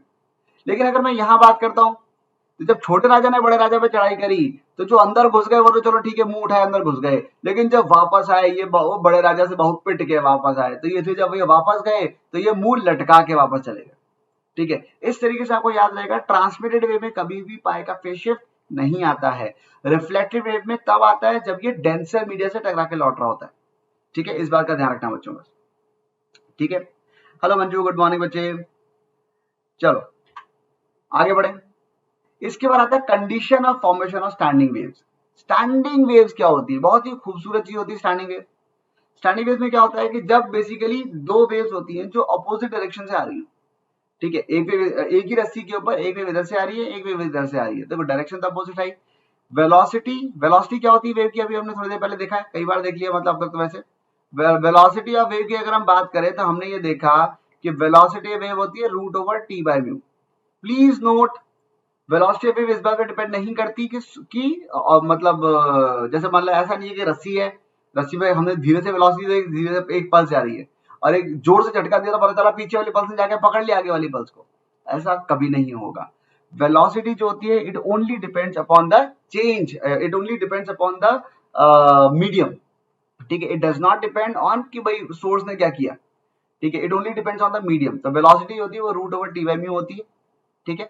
अगर वेलोसिटी की value root over T by mu आ गई तो अब हम जो कि एक ही रस्सी की बात कर रहे हैं, मीडियम सेम है, तो इसका मतलब जो पल्स यहाँ से आ रही है या जो पल्स यहाँ से आ रही है, दोनों का जो स्पीड होगी वो तो सेम ही होगी, बस डायरेक्शन अपोजिट है, ठीक है। दूसरी बात ये होती है दोनों की फ्रीक्वेंसी सेम होनी चाहिए, ठीक है। और तीसरी बात ये होती है दोनों का एम्पलीट्यूड सेम होना चाहिए। वैसे अगर मैं इन दोनों बातों की बात करूं, अगर वेलोसिटी, वेलोसिटी क्या होती है? ओमेगा बाय के या v is equal to f lambda. अब वेलोसिटी सेम है इसे क्योंकि मीडियम सेम है, फ्रीक्वेंसी क्वेश्चन में सेम बता दी है, इसका मतलब वेवलेंथ भी झक मार के बराबर होगी, साथ ही साथ एम्पलीट्यूड भी बराबर है। इसका मतलब अगर मैं स्टैंडर्ड इक्वेशन बनाऊं, कौन सी इक्वेशन आएंगी? अगर मान लो एक इक्वेशन हो गई y is equal to a sine, ये पॉजिटिव डायरेक्शन में जा रही है तो omega t minus k x है, तो दूसरी इक्वेशन में लिख सकता हूँ ये तो y1 हो गई। y2 में लिख सकता हूँ एम्पलीट्यूड सेम होना चाहिए, साइन एंगल मतलब फ्रीक्वेंसी भी सेम है तो ओमेगा टी, और प्लस डायरेक्शन उल्टा है तो प्लस, और लैम्डा सेम है तो के भी सेम ही आएगा के एक्स। चाहो तो फाइव लगा सकते हो साथ में, प्लस फाइव भी लिख सकते हो, ठीक है। तो ये आ जाती दोनों वेव्स की इक्वेशन। अच्छा अगर मैं इनको ऐड करूं, अब अगर दोनों वेव एक ही जगह पे एक साथ पहुंच गई तो इसका मतलब क्या हो गया? एक इक्वेशन तो हमने ये वाली लिख दी, ठीक है, एक इक्वेशन हमने ये वाली लिख दी, एक इक्वेशन हमने ये वाली लिख दी और दोनों को कर दिया ऐड। जैसे ही मैंने दोनों को ऐड किया इसका मतलब क्या होगा? जैसे मैंने दोनों को ऐड किया तो यहाँ पे फाइव को मैं जीरो मान लेता हूँ, तो ए साइन सी माइनस डी और या ए साइन ए माइनस बी और ए साइन ए प्लस बी, ठीक है। तो दोनों को खोल दिया पकड़ के, साइन जब ऐड किया तो साइन ऐसे लगा लो, sine c sine sine a plus sine b, तो वो two sine c plus d by two cos c minus d by two बन जाएगा। तो यानी कि जब इसको मैथमेटिकली सॉल्व करेंगे, इसको मैथमेटिकली सॉल्व किया ये आ गया, ठीक है। और ये जो चीज है इसको आप ऐसे भी लिख सकते हो, पर मुद्दे की बात है ये हो क्या रहा है, ये अजीब सा एक्सप्रेशन बन गया। तो चलो देखते हैं बच्चों स्टैंडिंग वेव एक्चुअली होती कैसी है। वैसे तो खैर उन्होंने यहाँ पे क्या किया है कि ये स्नैपशॉट ले रखे, वेव जैसे भी ट्रेवल करेगी अलग अलग इंस्टेंट्स पे कैसी लगेगी देखने में, ठीक है। लेकिन इसको हम लोग और थोड़ा सा प्रैक्टिकली देखते हैं क्योंकि हमारे पास वीडियो है, ठीक है, ये किताब नहीं है, हम बुक नहीं पढ़ रहे हैं, ये हम वीडियो में है, वीडियो में हम लोग देख सकते हैं। मैंने एक्चुअली आपके लिए बिल्कुल बहुत ही बढ़िया विजुअलाइजेशन बना रखे हैं, छोटे छोटे वीडियो बना रखे हैं ताकि आप लोग उस चीज को अच्छे से समझ पाए, ठीक है। अच्छा अंकित पूछ रहे हैं sir when will you start? हाँ 11th का बेटा बैच मंडे से स्टार्ट हो रहा है, ठीक है, नेक्स्ट कमिंग मंडे से, ठीक है। अच्छा अब यहाँ पे क्या हुआ देखो, ये अगर आप ध्यान से देखो यहाँ पे आपको नजर आएगा रेड वाली जो वेव है वो लेफ्टवर्ड जा रही है और ब्लू वाली जो वेव है वो राइटवर्ड जा रही है, ठीक है। और इन दोनों का जो इंटरफेरेंस है, इन दोनों का जो रिजल्टेंट है वो एक्चुअली वो ब्लैक वाली वेव है। तो अगर आप ध्यान से देखोगे तो आपको नजर आएगा कि कहीं ना कहीं एक इंस्टेंट पे जब ये पहाड़ और पहाड़ मैच करे तो बहुत ऊंचे ऊंचे पहाड़ बने, ये अभी ठीक है, जब पहाड़ और पहाड़ मैच करे तो बहुत ऊंचे ऊंचे पहाड़ बने, ठीक है। जब खाई और खाई मैच के बहुत गहरी गहरी खाई बनी। लेकिन एक इंस्टेंट बीच में ऐसा भी आ रहा है जब एक का पहाड़ है और दूसरे की खाई है, अगर एक का पहाड़ है दूसरे की खाई है तो रिजल्टेंट फ्लैट है। तो एक बहुत ही छोटे इंस्टेंट के लिए अगर आप ध्यान से देखो तो ये ब्लैक वाली जो रस्सी है, मैं पॉज नहीं कर सकता, ये अलग ये एनिमेशन है, लेकिन एनीवेज मैं आपको दूसरे तरीके से बता दूंगा। लेकिन एक इंस्टेंट तब भी आ रहा है जब ये पूरी की पूरी रस्सी फ्लैट हो रही है, ठीक है। इसमें अगर आप कुछ पॉइंट्स देखो, एक ये वाला पॉइंट हो गया, एक ये वाला पॉइंट हो गया, ये वो पॉइंट है जो अपनी जगह से मूव ही नहीं कर रहे, ठीक है। ये वो पॉइंट है जो अपनी जगह से मूव नहीं कर रहे, ये जो पॉइंट जो अपनी जगह से मूव नहीं कर रहे होते हैं वो कहलाते हैं नोड्स। अच्छा और जो बहुत ज्यादा मूव कर रहे हैं, ये हो गया ये वाले भाई साहब, ये नाचे पड़े बहुत जोर जोर से, इनको हम लोग प्यार से क्या कहते हैं? इनको हम लोग कहते हैं एंटी नोड्स। ये क्या कहलाते हैं? Anti nodes, anti node, node के उल्टे एंटी नोड्स। ठीक है बच्चों। अच्छा, नहीं वो प्लस पे स्टार्ट होगा बेटा, 11th का जो है वो जो नया बैच है वो प्लस पे स्टार्ट होगा। गुड मॉर्निंग गौतम गंभीर। चलिए भाई, तो ये आ गया एक प्रैक्टिकल डेमोन्स्ट्रेशन कि भाई फंडामेंटल मोड में क्या होता है। देखो जैसे अगर मैं आपको यहाँ पे बताऊं कि चलिए भाई, जैसे अगर मान लो कि जैसे मेरे पास एक स्प्रिंग है, ये मैंने छोटा सा एनिमेशन बना रखा है बच्चों आपके लिए कि अगर ये ऐसे स्प्रिंग है, ये मेरे पास अभी भी है, ठीक है। अगर अगर इसमें मैं यहाँ पे ये जो मोड अभी हम बात कर रहे हैं इसको हम लोग कहते हैं फंडामेंटल मोड, ठीक है। और फंडामेंटल मोड क्या चीज है, ये है फंडामेंटल मोड। फंडामेंटल मोड में क्या होता है, बीच में एक एंटी नोड है, एक नोड इधर है, एक नोड इधर है, ठीक है। तो फंडामेंटल मोड में एक यहाँ पे एक एंटी नोड है, ये एक नोड है, ये एक नोड है, और ये बीच में आ गया एंटी नोड। समझ में आ रही बात, ठीक है। इसी के बाद अगर मैं चाहूं तो अपने हाथ को मैं इस तरीके से भी मूव कर सकता हूं कि उसमें क्या हो जाएगा कि उसमें ये हो जाएगा कि ये यहाँ पे एक नोड है, यहाँ पर एक और नोड है, बीच में एक नोड और है, यहाँ पर भी नोड है, और यहाँ पे आ गए एंटी नोड्स।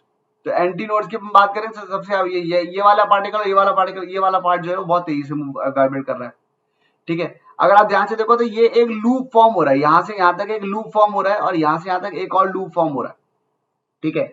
इन लूप्स को हम लोग इन लूप की जो लंबाई होती है वो λ/2 होती है। अभी सारी बातें लिखी हुई आ रही हैं आगे बच्चों, ठीक है।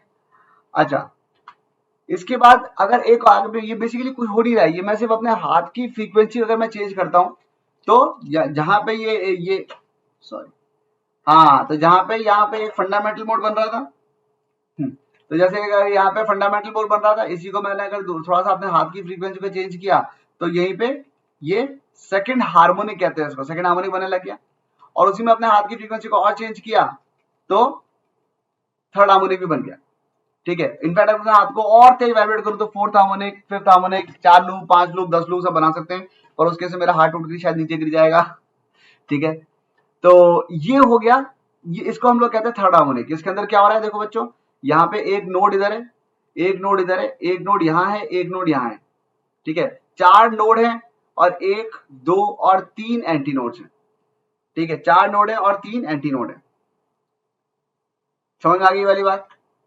चलिए, अब इसके बाद आता है points to remember for standing waves. Standing waves के पॉइंट्स कैसे होते हैं भाई, सबसे पहली बात तो ये है कि region between two consecutive nodes is known as loop. जैसा कि मैंने अभी आपको बताया, region between two consecutive nodes is known as loops, ठीक है। अगर एक वेव इस तरीके से ट्रेवल कर रही है, ये मान लो ऐसा बन गया, ठीक है, तो हम ये कह सकते हैं कि ठीक है, ये कभी कभी ये ऐसा था तो फिर ये ऐसा हुआ, बीच में स्ट्रेट लाइन भी हुई होगी। तो ये दो नोड्स के बीच की दूरी होती है उसको लूप कहते हैं, ठीक है। It is known as loop. अच्छा, लूप की जो लंबाई होती है वो λ/2 होती है, ठीक है। Distance between consecutive nodes is λ/2। Distance between consecutive antinodes is also λ/2, ठीक है।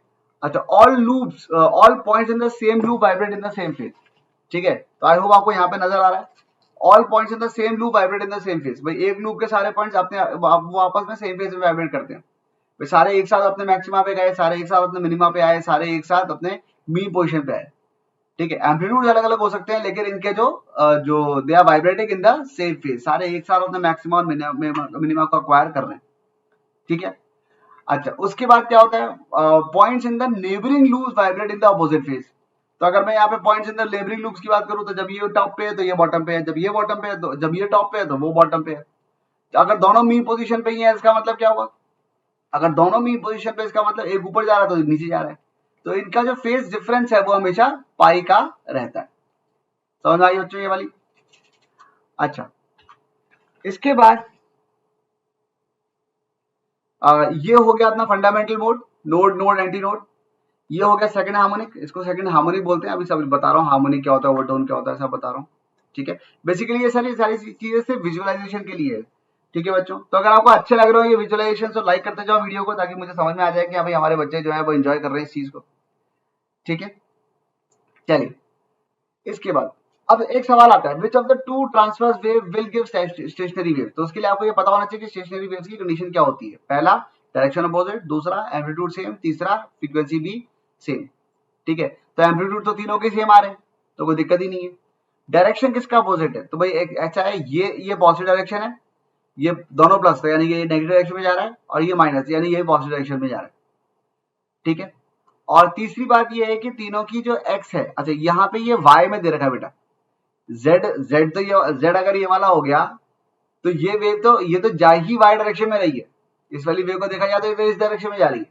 हमें चाहिए कि वो दोनों एक ही, उनका डायरेक्शन आपस में उल्टे होने चाहिए, ठीक है। तो अगर एक्चुअली देखा जाए तो ये तो पॉजिटिव जेड में ट्रेवल कर रही है, ये वाली नेगेटिव एक्स में ट्रेवल कर रही है, ये वाली पॉजिटिव एक्स में ट्रेवल कर रही है। तो बेसिकली बस यही दोनों है जो आपस में ऑपोजिट साइन भी है, ओमेगा भी सेम है तीनों की, और मतलब एक्चुअली दोनों की ओमेगा आपस में सेम है, और दोनों का डायरेक्शन भी आपस में अपोजिट है, यानी कि तीनों कंडीशन ए और बी के लिए वैलिड हो गई, यानी कि आंसर आ जाएगा आगरा। समझ में आ गई बच्चों ये वाली बात? अच्छा, फिर stationary waves are also called are so called because of them. भाई क्या होता है स्टेशनरी वेव के अंदर? तो मुद्दे की बात यह है कि जब स्टेशनरी वेव जब ट्रेवल कर रही होती है, तो स्टेशनरी वेव ट्रेवल करते टाइम हम ये कह सकते हैं कि जो उसमें जो एनर्जी होती है वो एक नोड और एक नोड के बीच की जो एनर्जी होती है वो फिक्स होती है, वो वही एनर्जी वही के वही आगे पीछे ट्रांसफर होती रहती है, पर वो प्रोपोगेट नहीं करती एनर्जी। अभी एनर्जी के सवाल भी करेंगे हम लोग, लेकिन the reason is that because क्या क्या रीजन है, particle of the medium are not disturbed at all. ये वाली बात तो गलत है, पार्टिकल्स को थोड़ा बहुत तो एमिट करते हैं ना, ठीक है, भले अपनी जगह अपनी पोजीशन वो इधर उधर जा नहीं रहे कहीं, लेकिन नाच तो रहे हैं अपनी जगह पर खड़े होके, तो ये तो बात तो गलत हो गई। Particles of medium do not execute SHM, क्या बात कर रहे हो, एसएचएम तो ये कर ही रहे हैं, ये भी गलत हो गया। There occurs no flow of energy along the wave, हाँ ये हम कह सकते हैं, there is no flow of energy, ये वाली बात सही है। और interference effect can't be observe, interference का जो इफेक्ट है वो इंटरफेरेंस तो हो ही रहा है यार, क्या बात कर रहे हो, दोनों को दोनों ऐड तो ही रहे, तो ये भी गलत हो गया, तो यानी कि सही आंसर हो जाएगा इसका ओनली कैलकाटा, ठीक है। अच्छा, अब ये वाली बात आ गई, जो स्प्रिंग वेव्स होती है, ये फंडामेंटल, इसको हम लोग कहते हैं फंडामेंटल मोड, ठीक है, ये लिखा हुआ है फंडामेंटल और द फर्स्ट हार्मोनिक। बेसिकली हम कह सकते हैं लैम्डा बाय 2 है, और अगर ये रस्सी की लंबाई एल भी है। अब देखो ध्यान से बच्चों, v is equal to f lambda होता है, यानी कि f की वैल्यू हो गई v बाय लैम्डा, और लैम्डा क्या है, लैम्डा तो 12 है, तो ये बन गया एफ नॉट की जो फंडामेंटल मोड, सबसे छोटी जो फ्रीक्वेंसी है जिसपे यहाँ पे वेवलेंथ बन सकती है, सॉरी स्टैंडिंग वेव बन सकती है, उसमें वो जो उसकी फ्रीक्वेंसी है वो v बाय 12 के बराबर आ जाती है, ठीक है। लैम्डा की वैल्यू 12 डाल दी तो ये v बाय 12 आ गया, इसी को हम लोग कह दिया फंडामेंटल मोड। फंडामेंटल क्यों कह रहे हैं इसको, because this is the minimum frequency जिसपे एसएचएम हो सकता है, सॉरी जिसकी वजह से एसएचएम फॉर्म हो सकता है, ठीक है। नेक्स्ट, अगर मान लो कि दो लूप बन रहे हैं, तो ये लैम्डा बाय 2 है नया वाला, और ये भी लैम्डा बाय 2 है, टोटल हो गया लैम्डा, तो लैम्डा की वैल्यू एल के बराबर आ गई, जो भी रस्सी की टोटल लंबाई थी, ठीक है। अब इसका मतलब फ्रीक्वेंसी की बात करें तो वो v बाय लैम्डा, लैम्डा क्या है l, इनफैक्ट इसको मैं 2v बाय 2l बोल सकता हूँ, तो बेसिकली ये 2f नॉट बन गया, ठीक है। तो फ्रीक्वेंसी जो है वो ट्वाइस ऑफ f नॉट आ गई, ठीक है। इसी को हम लोग कहते हैं सेकंड हार्मोनिक या फर्स्ट ओवरटोन। अब समझ लो बच्चों, ये वाली बात ध्यान से सुन लो और ध्यान से कहीं ना कहीं लिख के रख लो, ठीक है। आई होप आप लोग आज के भी नोट्स बना रहे हो, ठीक है। एक होता है हार्मोनिक, तो nth हार्मोनिक का मतलब क्या होता है, nth harmonic means nth multiple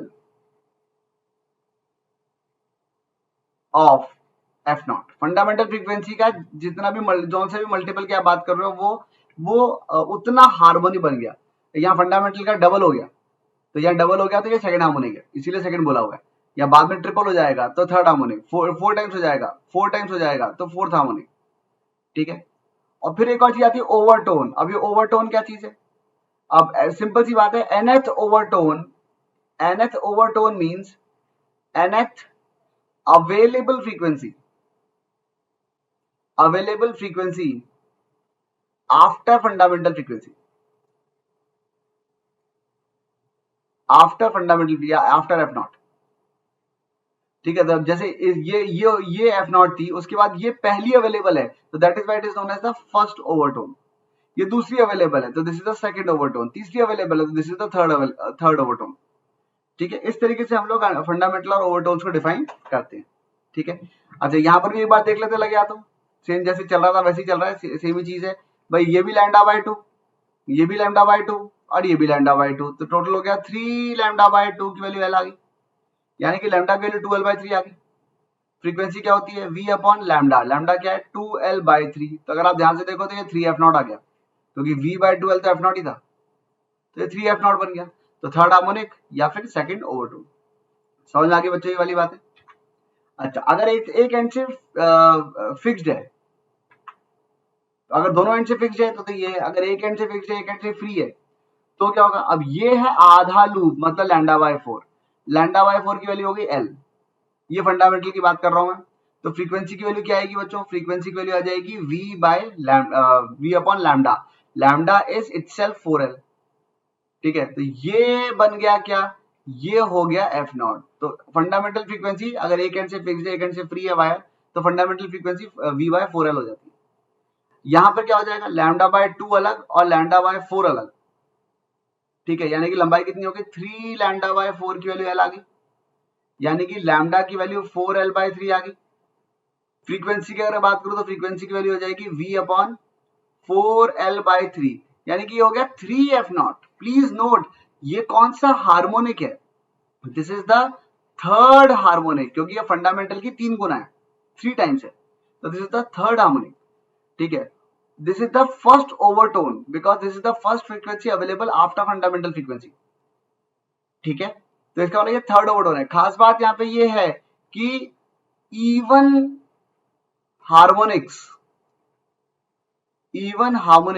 do not exist, even harmonics जो है एग्जिस्ट नहीं करते, 2f0 आया ही नहीं, f0 के बाद सीधे 3f0 ही आया।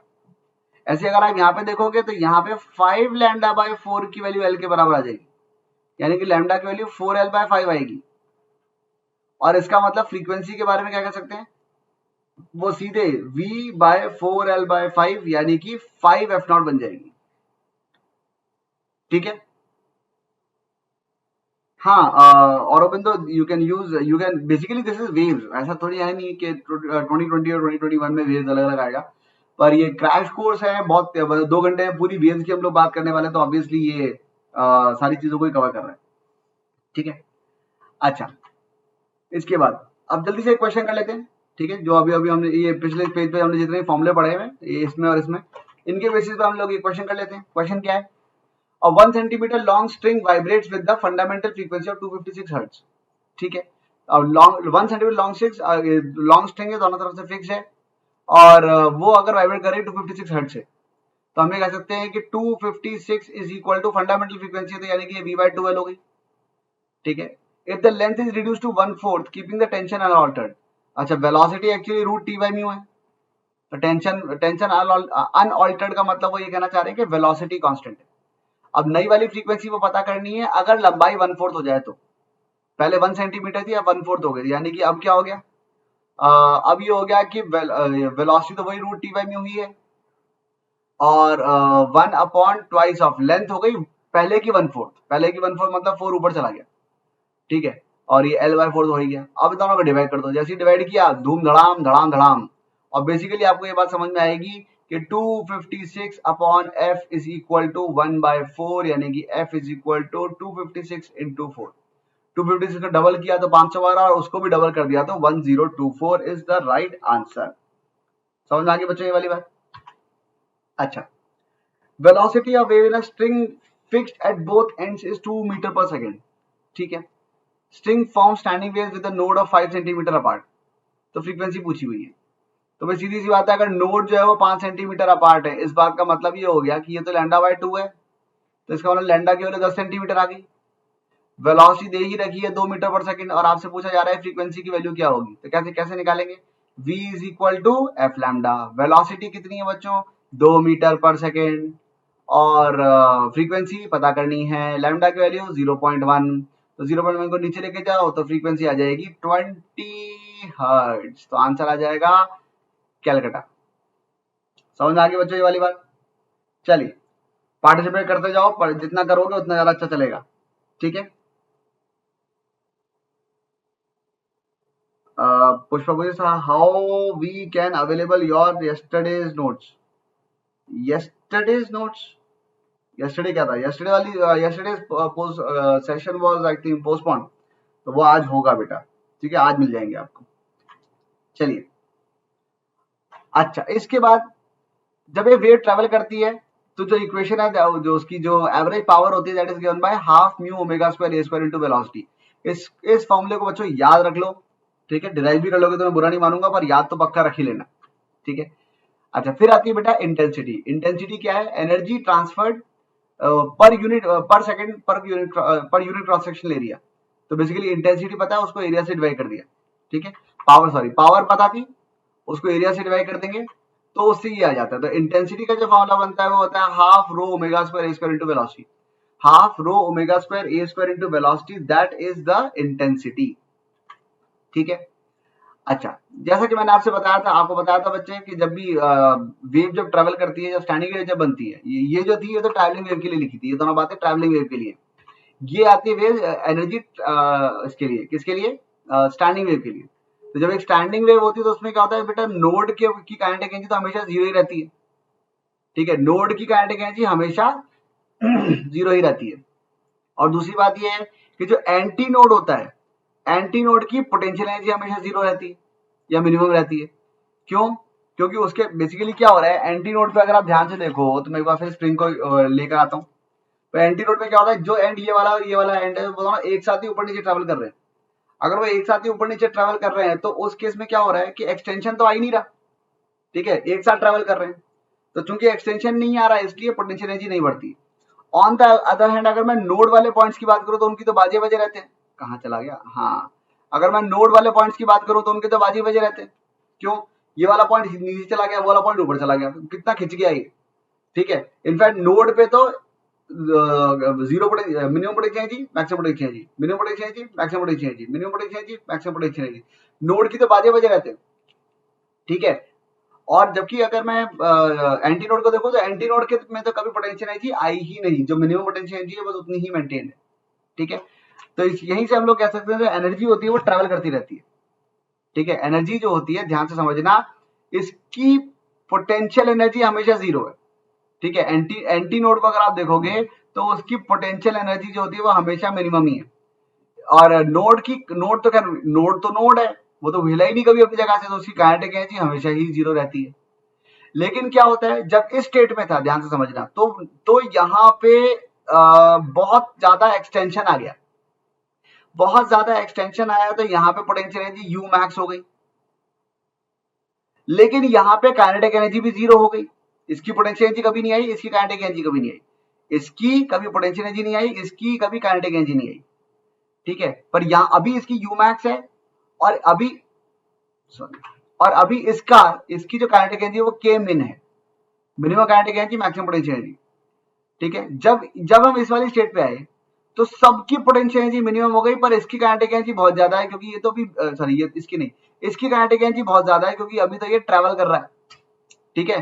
तो यहाँ पे क्या होता है कि जब यहां से इस जगह से जब तक हम यहां तक आए तब तक यहाँ पे सारी एनर्जी यहाँ पे पोटेंशियल एनर्जी की फॉर्म में थी। अब ध्यान से, अब इस वाली लाइन को बच्चों बहुत ध्यान से सुनना, ठीक है।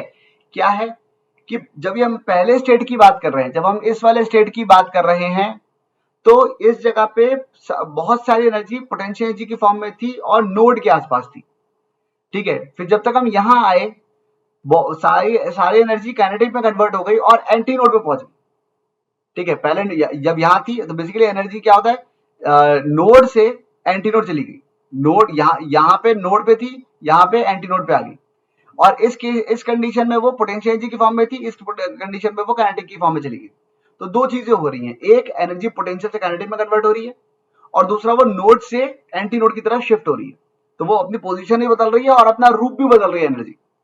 नोड से एंटी नोड जा रही है, नोड पे थी तो पोटेंशियल एनर्जी की फॉर्म में थी, एंटी नोड पे चली गई तो काइनेटिक एनर्जी की फॉर्म में आ गई, ठीक है। और आगे अगर हम लोग बढ़े, फिर से एक्सट्रीम पोजीशन की बात करें इस वाली कंडीशन की, तो यहाँ पे फिर से क्या हुआ, फिर से वो पोटेंशियल की फॉर्म में नोड के आसपास आ गई और काइनेटिक यहाँ पे खत्म हो गई, ठीक है। फिर एनर्जी यहाँ से यहाँ चली गई, यहाँ से आ गया तो फिर एनर्जी यहाँ से यहाँ चली गई, फिर यहाँ पे आया तो यहाँ से फिर एनर्जी इधर से आ गई। तो एनर्जी नोड से एंटी नोड, एंटी नोड से नोड, नोड से एंटी नोड, एंटी नोड से नोड, पोटेंशियल से काइनेटिक, काइनेटिक से पोटेंशियल, काइनेटिक से पोटेंशियल, पोटेंशियल काइनेटिक, और इसी तरीके से लगातार चलता रहता है, ठीक है। और इसी वजह से हम लोग ये कहते हैं कि एनर्जी नोड और एंटी नोड के बीच में ही रहती है, वो कभी उसके बाहर नहीं जाती, and that is the only reason जिसकी वजह से हम लोग इसको स्टैंडिंग वेव के नाम से जानते हैं। ठीक है, अब जैसे सवाल ये आ गया कि find the ratio of average intensities, तो हमने देखा था अभी इंटेंसिटी का फॉर्मूला क्या था, half rho omega square a square into velocity. तो देखा लेते हैं, हाफ रो तो सेम ही रहने वाला है, omega square a square into velocity. ठीक है, ध्यान से देखो एम्पलीट्यूड का रेशियो 2:5 है। ठीक है, वेलोसिटी सेम मीडियम है तो सेम ही रहने वाला है, रो सेम ही रहने वाला है। ओमेगा के बारे में अगर आप ध्यान से देखो तो v is equal to f lambda होता है। लैम्डा तो इसका मतलब f1 upon f2 is equal to lambda 2 upon lambda 1, क्योंकि वेलोसिटी तो सेम है, और वही ओमेगा 1 अपॉन ओमेगा 2 भी है। ठीक है, तो ओमेगा 1 अपॉन ओमेगा 2 की अगर हम बात कर रहे हैं, ये होगी इंटेंसिटी 1 इक्वल टू, और यहाँ पे आगे intensity 2 is equal to half rho omega square a square into velocity. Divide कर देते हैं फटाक से, हाफ से कट गया हाफ, रो से कट गया rho, omega 1 omega 2, amplitude a1 a2, velocity से वेलोसिटी कट गई। ठीक है, तो i1 अपॉन i2 की वैल्यू कितनी आ गई, i1 अपॉन i2 की जो वैल्यू आई वो आई है ओमेगा 1 अपॉन ओमेगा 2 हो जाएगा लैम्डा 2 अपॉन लैम्डा 1 का whole square multiplied by a1 upon a2 का whole square. Lambda 2 by lambda 1 कितना हो गया, लैम्डा 2 है, लैम्डा 1 एक्चुअली बड़ा है।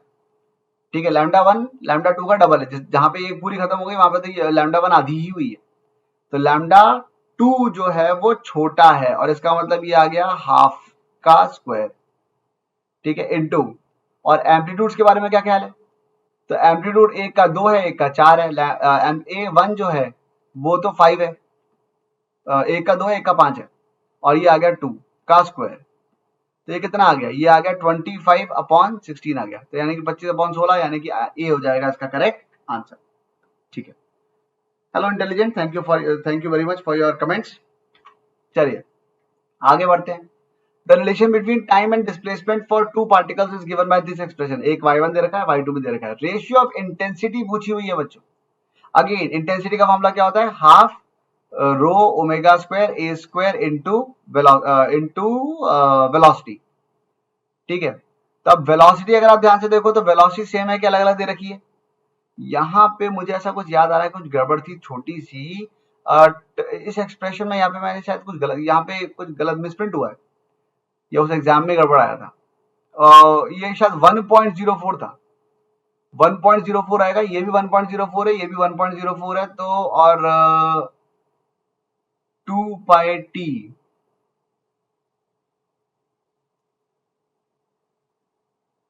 वाइब्रेशन ऑफ टू पार्टिकल्स की वजह से हो रहा है ना ये, तो एक की इक्वेशन ये दे रखी है, एक की इक्वेशन यहाँ से दे रखी है, और वेव की वेलोसिटी सेम ही होगी। एम्पलीट्यूड्स का बेसिकली रेशियो मिल गया आपको, फ्रीक्वेंसी सेम है, रो सेम है, एम्पलीट्यूड्स के रेशियो के हिसाब से आंसर आ जाता है। इसका आंसर जो है वो सीधे सीधे y1 और y2 का अगर आप देखोगे तो 0.06 अपॉन 0.03, हाँ ठीक है, यही गड़बड़ थी, ये जो है ना यहाँ पे 1 है, इसमें एक्चुअली मिसप्रिंट हो गया।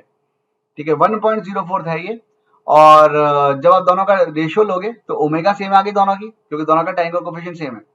रो तो मीडियम के लिए है, हाफ तो सेम है ही सही, और वेलोसिटी भी मीडियम पे डिपेंड करती है, तो बेसिकली एम्पलीट्यूड का रेशियो आएगा, एम्पलीट्यूड के स्क्वायर का रेशियो आएगा। Intensity I1 upon I2 would be equal to A1 upon A2 का होल स्क्वायर, और यानी कि वो आ जाएगा 0.06 अपॉन 0.03 का होल स्क्वायर, यानी कि 4:1। ठीक है बच्चों, चलिए अब हम आ जाते हैं साउंड वेव्स पे। साउंड वेव्स में क्या होता है, पार्टिकल्स आगे पीछे वाइब्रेट करते रहते हैं। अभी तक क्या था, पार्टिकल को हम लोग ऊपर नीचे वाइब्रेट कर रहे थे, तो वेव जो थी वो इस तरीके से ट्रेवल कर रही थी। अब क्या वेव, अब हम पार्टिकल्स को आगे पीछे वाइब्रेट करते हैं, और वेव जो है वो इस तरीके से ट्रेवल करती है। ठीक है, this is what is a sound wave. Sound wave इस तरीके से ट्रेवल करती है। अब अगर साउंड वेव इस तरीके से ट्रेवल कर ही रही है तो करवा देते हैं, ठीक है, कंप्रेशन है, रेयरफेक्शन है, बात तो वही है, बस ये है कि जहां पे कंप्रेशन होगा वहां प्रेशर हाई हो जाएगा, जहां रेयरफेक्शन होगा वहां प्रेशर लो हो जाएगा। ठीक है, और एक्चुअली π/2 का फेज डिफरेंस रहता है। अच्छा, इसका मतलब ये हुआ, अब अगर इसको डिस्प्लेसमेंट के टर्म्स में लिखना है तो डिस्प्लेसमेंट के टर्म्स में लिख सकते हैं। बस इस केस में डिस्प्लेसमेंट उसी डायरेक्शन में जिस डायरेक्शन में वेव जा रही है, और या फिर हम उसको प्रेशर के टर्म्स में भी लिख सकते हैं, जैसा कि मैंने आपसे पहले ही कहा कि इसमें π/2 का फेज डिफरेंस रहता है प्रेशर और एस में। ठीक है, अच्छा, पी नॉट और एस नॉट के बीच में एक एक्सप्रेशन होता है, P naught equal to B के एस नॉट, ये आपके कई बार काम आ जाता है, बी इज द बी क्या है, बल्क मॉडुलस, और के जो होता है वो 2 पाई बाय लैम्डा के बराबर होता है, ठीक है। Velocity of sound waves in a linear solid medium is given by, तो velocity of sound waves in a linear solid medium is given by velocity is equal to root over ये Young's modulus upon rho. कोई भी solid medium है तो उसके अंदर sound की velocity इस एक्सप्रेशन से गिवन होती है, ठीक है।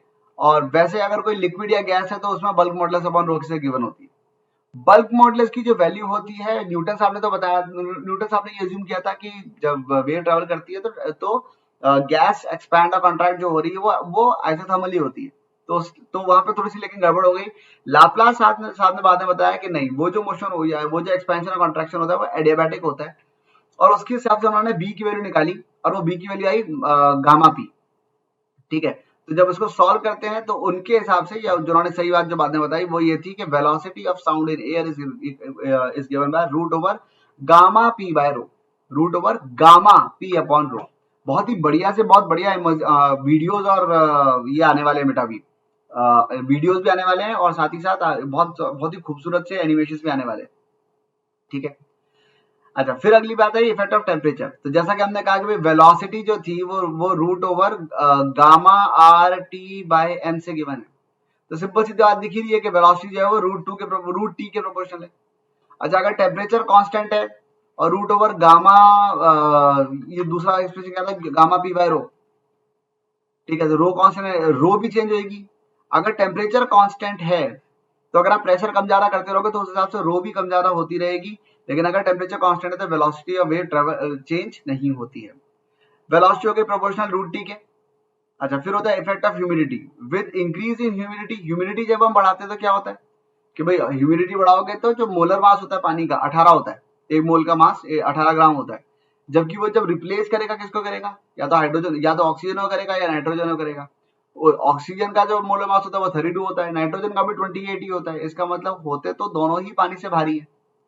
तो अगर आप वाटर मॉलिक्यूल्स अगर आप हवा में घुसेड़ते हो तो इसका मतलब ये हो गया कि you are somewhere replacing oxygen और nitrogen by water, and that is why जो एवरेज मॉलिक्यूलर मास है वो कम हो जाता है और इसीलिए वेलोसिटी जो है पहले से थोड़ी सी बढ़ जाती है, ठीक है। अच्छा, इसके बाद दो मोनोटॉमिक आइडियल गैसेज हैं 1 and 2 of molecular masses m1 and m2 respectively, and they are enclosed in separate containers kept at same temperature, ठीक है। The ratio of the speed of the sound, ठीक है। अब वेलोसिटी क्या होती है, velocity होती है root over gamma R T by M. तो अगर मास सेम है, गामा सेम है, आर भी सेम है, टेम्परेचर भी सेम है, ठीक है। मास एक्चुअली डिफरेंट है, यानी कि v1 अपॉन v2 की वैल्यू क्या हो जाएगी, m2 अपॉन m1 का रूट हो जाएगी। तो m2 बाय m1 का रूट करने का आंसर हो जाएगा बॉम्बे, ठीक है बच्चों। अच्छा, फिर आती है डेसिबल स्केल। डेसिबल स्केल इस एक्सप्रेशन से गिवन होती है, beta is equal to 10 log, it is given by beta is equal to 10 log I by I naught into I by I naught decibels. Decibel तो unit होती है, ठीक है। ये थोड़ा सा एक बेसिकली आप ये मान लो कि ये एक बहुत बेसिक तरीका होता है ये समझने का कि बीटा की वैल्यू या जो वॉल्यूम है वो कितना ज्यादा है, इंटेंसिटी जो आ रही है किसी साउंड की वो इंटेंसिटी कितनी है। अच्छा, इसमें आई नॉट जो होता है वो I naught is actually 10 to the power -12 watt per metre square. This is the minimum intensity जो आइडियल हमारे इंसानों के जो कान जो कम से कम बिल्कुल धीमी से धीमी आवाज जो सुन सकते हैं, that is actually given by 10 to the power -12 watt per metre square, ठीक है। और इसको हम लोग उठा के यहाँ पे डाल देते हैं और उसी के हिसाब से हम लोग इंटेंसिटी को सुनते हैं, ठीक है। In terms of decibel threshold of human hearing is, अब बेसिकली मिनिमम इंटेंसिटी अगर हम सुन रहे हैं, जस्ट सुन पा रहे हैं, तो आई को आई नॉट डाल दो, तो लॉग ऑफ 1 जो हो जाएगा। तो in terms of decibel threshold of human hearing, वो तो फिर एक मिनट, ये वो जो आएगा वो तो 0 हो जाएगा। एक मिनट, यहाँ पे ये गलत लिखा हुआ है, ये 0 आएगा, ठीक है। तो कम से कम जो आवाज हमको सुनाई दे रही है, आई की वैल्यू आई नॉट डाल देंगे, आई नॉट बाय नॉट 1 हो जाएगा, लॉग ऑफ 1 0 हो जाएगा। तो जो मिनिमम आवाज हमको सुनाई दे सकती है वो 1 डेसिबल आ जाएगी, ठीक है। अच्छा, इफ द इंक्रीज, अच्छा ये बताओ कि अगर कभी इंटेंसिटी 20 टाइम्स बढ़ जाएगी तो इसका मतलब डेसिबल लेवल पे कितनी बढ़ गई। तो हम ये कह सकते हैं, ठीक है, देख लेते हैं I1 की वैल्यू, अगर एक ही इंटेंसिटी I1 है और दूसरी इंटेंसिटी जो है वो मान लो 20 I1 हो गई, तो हम ये कह सकते हैं नया नया वाला जो बीटा है, बीटा 2, वो हो गया 10 लॉग 20I1 अपॉन I0, और जो ओरिजिनल था वो था 10 log 20 है नहीं I1 अपॉन I0। अब एक काम करो, दोनों को सब्ट्रैक्ट कर देते हैं क्योंकि अपने को चेंज निकालना है, delta beta, change in beta. तो ये आ गया 10 log और डिवाइड किया तो मतलब अगर आप घटाओगे तो बेसिकली ये अंदर वाले टर्म्स डिवाइड हो जाएंगे, बचेगा क्या, बस 20 बचेगा। तो 10 log 20 की वैल्यू निकालनी है। 10 log 20 की वैल्यू कितनी हो जाएगी, वो हो जाएगी log 10 प्लस log 2। log 10 क्या होता है, log 10 तो 1 होता है, तो 10 इंटू 1 प्लस, और log 2 क्या होता है, वो 0.3 होता है, 3010 होता है एक्चुअली। तो ये हो गया 1.3010 इंटू 10, यानी कि ये आ गया अप्रोक्सीमेटली 13 डेसिबल्स। तो आंसर हो जाएगा 13 डेसिबल। समझ में आई? अच्छा, अगला सवाल ये, एक चिड़िया है पेड़ में बैठी बैठी गाना गा रही है। A person approaches the tree and perceives that the intensity has increased by 10 decibel. ठीक है, तो अगर वो चिड़िया है, चिड़िया को हम पॉइंट सोर्स मान सकते हैं, ठीक है, और पॉइंट सोर्स मान सकते हैं, इसका मतलब जो उसकी इंटेंसिटी होगी वो होगी power upon 4 pi R square. क्यों? क्योंकि जो वेव होगी वो स्फेरिकल वेव फ्रंट में फैल रही होगी, पॉइंट सोर्स है तो अगर यहाँ पे इंटेंसिटी देखी जाए मतलब जिस स्फीयर पे वो पूरी पूरी एनर्जी फैल गई उसके एरिया से डिवाइड कर दो। ठीक है, तो intensity basically I1 upon I2 की वैल्यू R2 अपॉन R1 का होल स्क्वायर बन जाती है।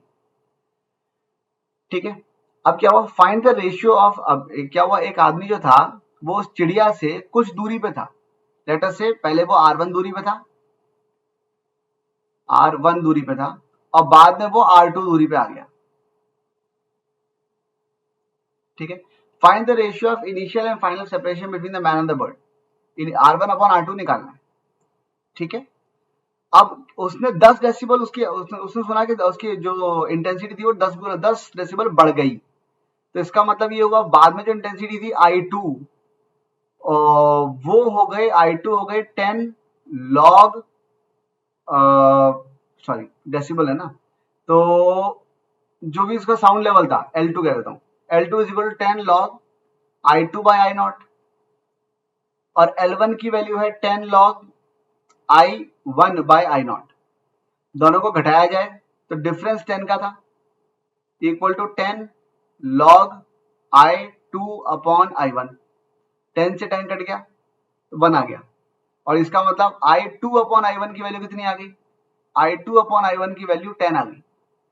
I2 अपॉन I1 क्या है, वो R1 अपॉन R2 है, R1 अपॉन R2 का होल स्क्वायर है, तो R1 अपॉन R2 का होल स्क्वायर बन गया कितना, 10, यानी कि R1 अपॉन R2 की वैल्यू आ गई √10।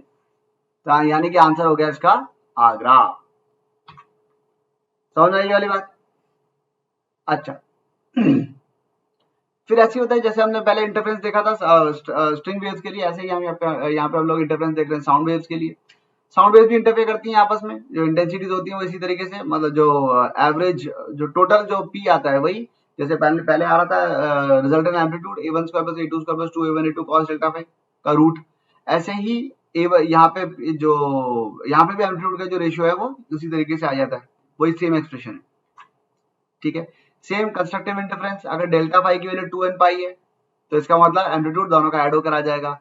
अगर डिस्ट्रक्टिव इंटरफेरेंस है यानी कि डेल्टा फाई की वैल्यू 2n प्लस 1 पाई है, यानी कि cos फाई की वैल्यू अगर -1 आ रही है तो जो रिजल्टेंट एम्पलीट्यूड होगा वो ये आ जाएगा। वही पुरानी बातचीत, delta phi is equal to 2 pi by lambda into delta x। ठीक है, और कंस्ट्रक्टिव इंटरफेरेंस के लिए डेल्टा x की वैल्यू n लैम्डा हो जाएगी, क्योंकि यहाँ पर इसी को डेल्टा फाई क्या चाहिए, डेल्टा फाई को अगर आपको 2n पाई चाहिए, अगर डेल्टा फाई की वैल्यू 2n पाई चाहिए, वैल्यू डाल दो उठा के, तो डेल्टा x n लैम्डा बन जाता है, और ऐसे डेल्टा x अगर 2n प्लस 1 लैम्डा बाय 2 हो गया तो उस केस में डिस्ट्रक्टिव इंटरफेरेंस आ जाएगा। ठीक है, ऐसे ही यहाँ पर आते हैं क्या, ऐसे यहाँ पे आते हैं वाइब्रेशंस ऑफ एयर कॉलम्स। तो यहाँ पे क्या हुआ देखो, जैसे आपने वाइब्रेशन ऑफ एयर कॉलम की बात करो, सेम चीज है। ठीक है, जैसे वहां पे अब हम लोग अभी स्ट्रिंग की बात कर रहे थे, अब हम यहाँ पे पाइप्स की बात कर रहे थे। दो तरीके के पाइप होते हैं बेटा, एक होता है ओपन ऑर्गन पाइप, एक होता है closed organ pipe. Open organ pipe का मतलब दोनों एंड ओपन है, दोनों एंड ओपन है। तो ये तो एक्चुअली जो ग्राफ बना हुआ है ये प्रेशर के लिए बना हुआ है, और ये जो बना हुआ है ये डिस्प्लेसमेंट के लिए बना हुआ है। प्लीज नोट, डिस्प्लेसमेंट ऊपर नीचे नहीं हो रहा है, उसके ये डिस्प्लेसमेंट तो आगे पीछे ही हो रहा है, पर ये ग्राफ है। जो एंड पे हैं वो बहुत जोर जोर से नाच रहे हैं, वो बहुत ज्यादा आगे पीछे भाग सकते हैं, तो ये एंटी नोड आ गया। ठीक है, ये ओपन एंड पे जब भी ओपन एंड पे हमेशा डिस्प्लेसमेंट का एंटी नोड आएगा। अच्छा, और जहां डिस्प्लेसमेंट का एंटी नोड होगा वहां हमेशा प्रेशर का नोड होगा, तो यहाँ पे प्रेशर का नोड हो गया। ठीक है, ये एक ही चीज है। ठीक है, ये जो ऊपर वाले दोनों डायग्राम बने हुए हैं ये एक्चुअली एक ही चीज है, बस फर्क सिर्फ इतना सा है कि एक नोड मतलब एक डिस्प्लेसमेंट का ग्राफ बना रखा है और दूसरे में प्रेशर का ग्राफ बना रखा है। ठीक है, फॉर्मूला भी देखो सेम ही आएगा, क्यों? क्योंकि ये एक लूप बन गया तो लैम्डा बाय 2 है, तो एल की वैल्यू लैम्डा बाय 2 हो गई। जैसे एल की वैल्यू लैम्डा बाय 2 हुई तो फ्रीक्वेंसी जो है वो वी बाय लैम्डा यानी कि वी बाय 2 एल आ गई। इसी को हम लोग ने फंडामेंटल फ्रीक्वेंसी बोलते हैं, सबसे छोटी वाली फ्रीक्वेंसी यही है। ठीक है, फिर सेकंड हार्मोनिक में क्या हुआ, ये भी लैम्डा बाय 2, ये भी lambda by 2, same exactly same calculation है। बार बार बताना बेसिकली टाइम वेस्ट ही है, मैं ऑलरेडी बता चुका हूं इस चीज को बच्चों। ठीक है, अच्छा, इसके इसमें क्या होगा, ये लैम्डा, ये भी लैम्डा बाय 2 है, ये भी लैम्डा बाय 2 है, तो उसके लिए भी हम लोग सॉल्व कर सकते हैं। अच्छा, इसके बाद क्या हुआ, अगर ट्यूब एक तरफ से बंद है तो जहां से बंद है वहां पे डिस्प्लेसमेंट का तो हो गया नोड, पर प्रेशर का हो गया एंटी नोड। प्रेशर वहां पे बहुत ज्यादा वेरी कर रहा है। ठीक है, एनीवेज देखते हैं, तो ये लैम्डा बाय 4 है, लैम्डा बाय 4 की वैल्यू एल हो गई, तो ये लैम्डा बाय 4 की अगर वैल्यू एल हो गई तो यानी कि फ्रीक्वेंसी की वैल्यू वी बाय 4 एल हो गई, तो फंडामेंटल फ्रीक्वेंसी यहाँ पे वी बाय 4 एल आ जाती है।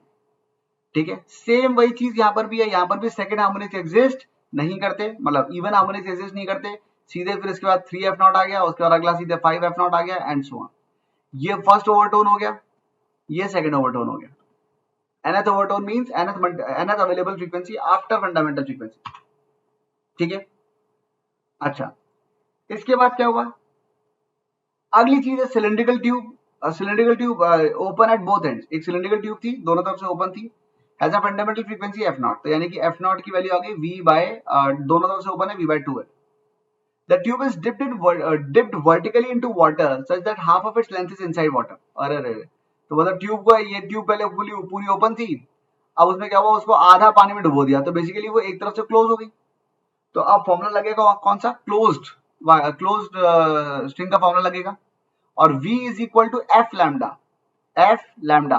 तो यानी कि हम लोग कह सकते हैं फ्रीक्वेंसी की वैल्यू कितनी आ जाएगी। इनफैक्ट अगर हम फंडामेंटल फ्रीक्वेंसी की बात करो, सीधे फॉर्मूले लगाते हैं, तो फंडामेंटल फ्रीक्वेंसी क्या होती है इसके अंदर, फंडामेंटल फ्रीक्वेंसी होती है हाँ V bye 4L, V bye 4L होती है, जबकि L खुद हो गया L बाय 2 पहले का। ठीक है, क्योंकि पहले से लेंथ तो छोटी रह गई, V बाय 4 L1 होता है, L1 की वैल्यू L बाय 2 है, और 2 से यहाँ पे 2 कटा और ये फिर से आ गया V बाय 2L ही आ गया। इसका मतलब ये है कि अब जो नई वाली फंडामेंटल फ्रीक्वेंसी है वो ओरिजिनल फंडामेंटल फ्रीक्वेंसी के बराबर ही आएगी, तो आंसर आ जाएगा बॉम्बे।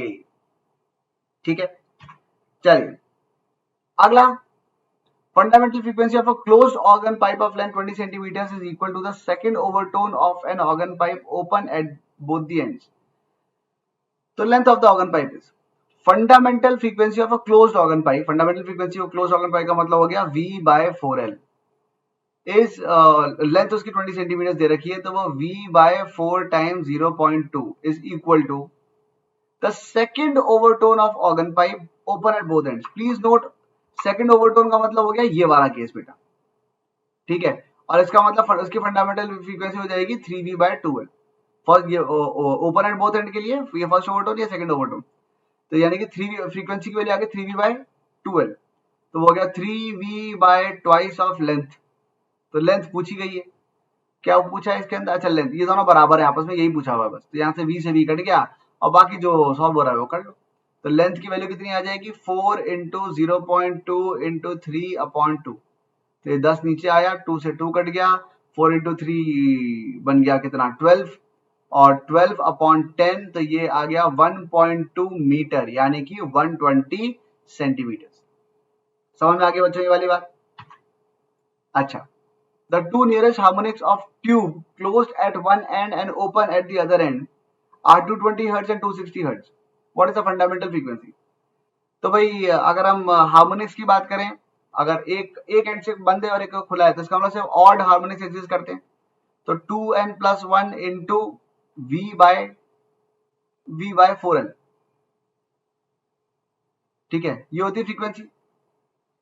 अब अगर एक फ्रीक्वेंसी ये है, मान लो दो कंसेक्यूटिव है, तो एक 220 है, एक 260 है, तो यहाँ पे हम क्या कह सकते हैं, अगर एक हो गई 220 तो 2n+1 into we bye 4l अगर आ रही है 220, और जस्ट अगली वाली यानी कि n को मैंने n+1 डाल दिया, तो ये आ गया 2n+3 into we bye 4l की वैल्यू अगर आ गई 260, और फिर नीचे वाले में से ऊपर वाला सब्ट्रैक्ट कर दिया, तो सब्ट्रैक्ट करेंगे तो क्या आ जाएगा, 2v/4l की जो वैल्यू है वो आ जाएगी 40, 40 नहीं, हाँ 40 तो आएगी, वो आ जाएगी 40, 260 - 220 वो आ जाएगी 40। और अगर वो आ गई है 40 और हमें क्या चाहिए होता है, फंडामेंटल फ्रीक्वेंसी, फंडामेंटल फ्रीक्वेंसी तो होती ही v/4l है, और इसका मतलब आंसर क्या आ जाएगा, वो आ जाएगा v/4l की वैल्यू आ जाएगी 40/2 यानी कि वो आ जाएगी 20। समझ में आगे बचे ये वाली बात। तो यानी कि जो इसका सही आंसर हो जाएगा वो हो जाएगा आगरा। अच्छा, इंटरफेरेंस। अब क्या होता है, अगर मान लो दो, अभी तक तो हमने जब भी बात कर रहे थे तो फ्रीक्वेंसी सेम थी, अगर दो वेव्स की फ्रीक्वेंसी स्लाइटली डिफर करती है आपस में, तो उस केस में क्या होता है, अगर दो वेव्स की फ्रीक्वेंसी स्लाइटली डिफर करती है आपस में, तो जब वो दोनों वेव्स एक साथ हमें सुनाई देती हैं तो थोड़ा सा एक डिफरेंस आपको सुनाई, तो यहाँ पे थोड़ा सा डिफरेंस आता है, ठीक है। अब जैसे कि अगर मैं यहाँ पे बात करूं, जैसे मान लो मंदिरा घंटा है, तो जब भी आप एक मंदिरा घंटा बहुत जोर से बजाते हो तो कुछ अजीब सी आवाज आती है, देखो आपको आ रही है क्या,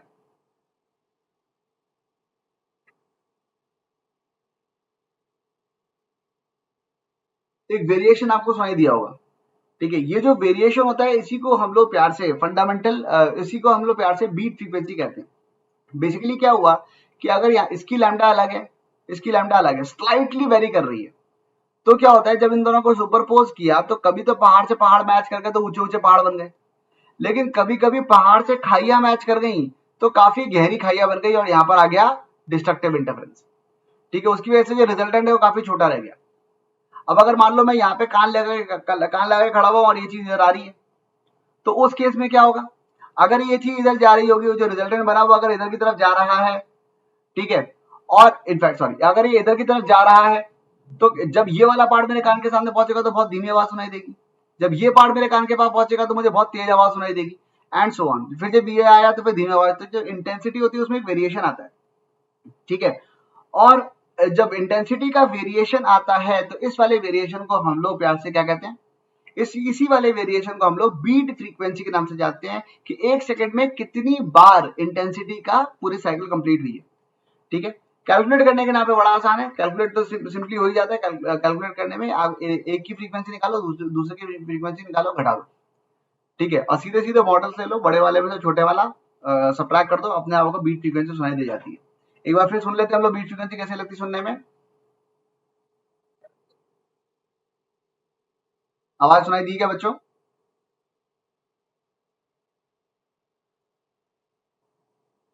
चलो,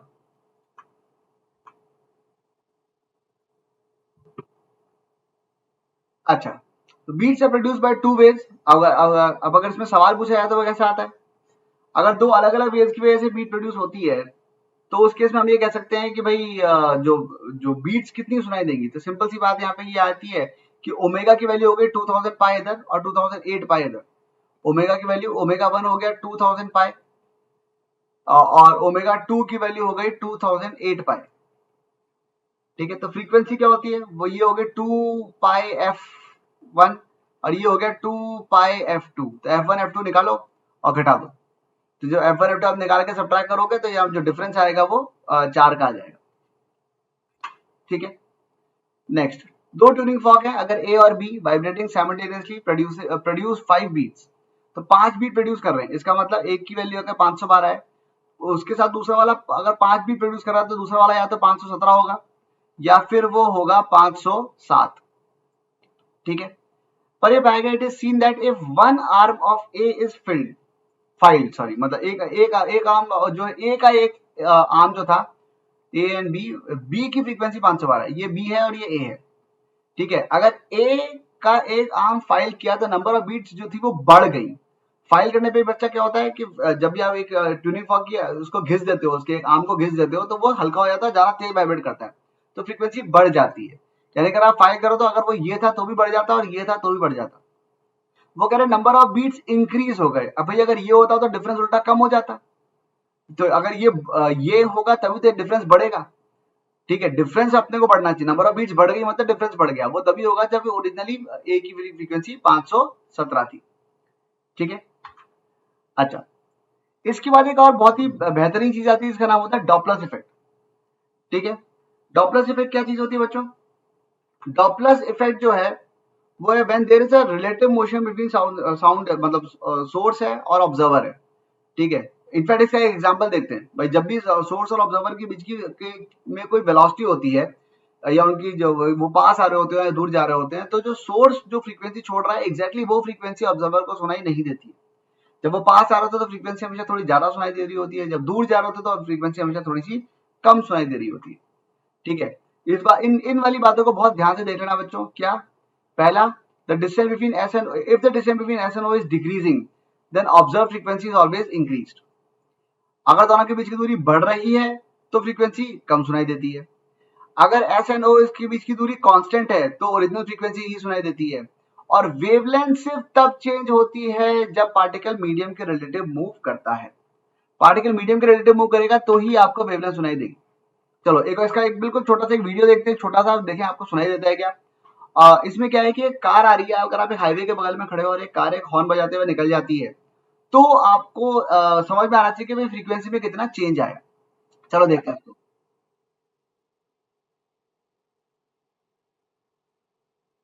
फ्रीक्वेंसी का डिफरेंस समझ में सुनाई दिया क्या बच्चों कि जब वो वेव आ रही थी? एक बार फिर देखते हैं इसको। हम्म,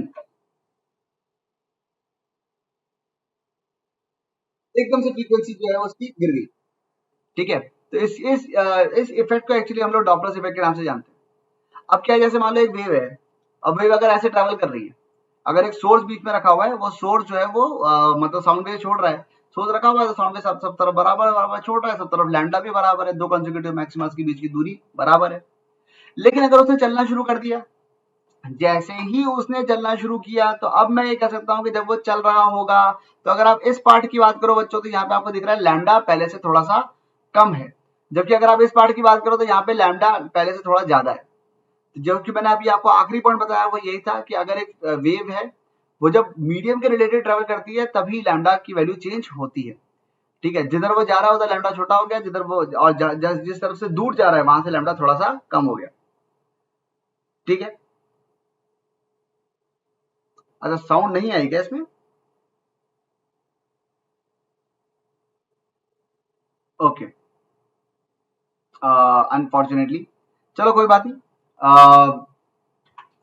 अब देखो यहाँ पर क्या होता है कि जब ये साउंड जब ये वेव इधर जा रही है, अगर मान लो कि कोई पार्टिकल है, वो अगर मान लो कि वेलोसिटी ऑफ साउंड से ही जा रहा है, तो अगर पार्टिकल वेलोसिटी ऑफ साउंड से ही जा रहा है, इस बात का मतलब क्या हुआ? तो जब पार्टिकल वेलोसिटी ऑफ साउंड से ही जा रहा होगा तो बेसिकली वो जो वेव जनरेट कर रहा है वो उसी वेव के साथ साथ ही चल रहा है, ठीक है। और अगर वो उसके साथ साथ ही चल रहा है, मतलब this is actually known as one Mach, तो उस केस में अगर आप ध्यान से देखो ये आगे ना सारी की सारी वेव एक साथ इंटरफेस मतलब सेम फेज में है, तो यहाँ पे एक्चुअली बहुत ही हाई प्रेशर जोन जनरेट हो जाती है आगे आगे, ठीक है। इसी को हम लोग एक्चुअली साउंड बैरियर के नाम से जानते हैं। जब कोई प्लेन 330 मीटर पर सेकंड की स्पीड को क्रॉस करने की कोशिश करता है तो बैंड बच जाती है उसकी। 330 मीटर पर सेकंड की जब वो बैरियर साउंड बैरियर को क्रॉस करने की कोशिश कर रहा होता है ना, तो उसके आगे बहुत ज्यादा हाई प्रेशर जोन होती है, उसको वो स्पीड को 330 को 331 करने में, जो भी साउंड की स्पीड है उसको क्रॉस करने में उसको बहुत ज्यादा एक्स्ट्रा फ्यूल और एक्स्ट्रा पावर की जरूरत होती है, ठीक है। और एक्चुअली आपने कभी देखा है जब भी कोई प्लेन, आपने कभी ऐसे कभी फोटोग्राफ देखे होंगे, वो एक प्लेन अगर कैसे ऐसे गुजरता है तो उसके पीछे एक ऐसे क्लाउड सा बन जाता है, ठीक है। वो क्लाउड कैसे बना, क्या हुआ, एक है क्या चीज है, ठीक है। इनफैक्ट अगर आप उसका वीडियो देखो तो जब ये ऐसे निकल रहा है आपके सामने से, जब वो लॉस्ट साउंड को क्रॉस करने वाला होता है तो इस तरीके का एक क्लाउड बनता है, ठीक है। और जैसे ही वो उसको क्रॉस कर जाता है फिर वो खत्म हो जाता है, वो क्लाउड गायब हो जाता है फिर, ठीक है। इसको क्लाउड ट्रेल्स कहते हैं इस चीज को।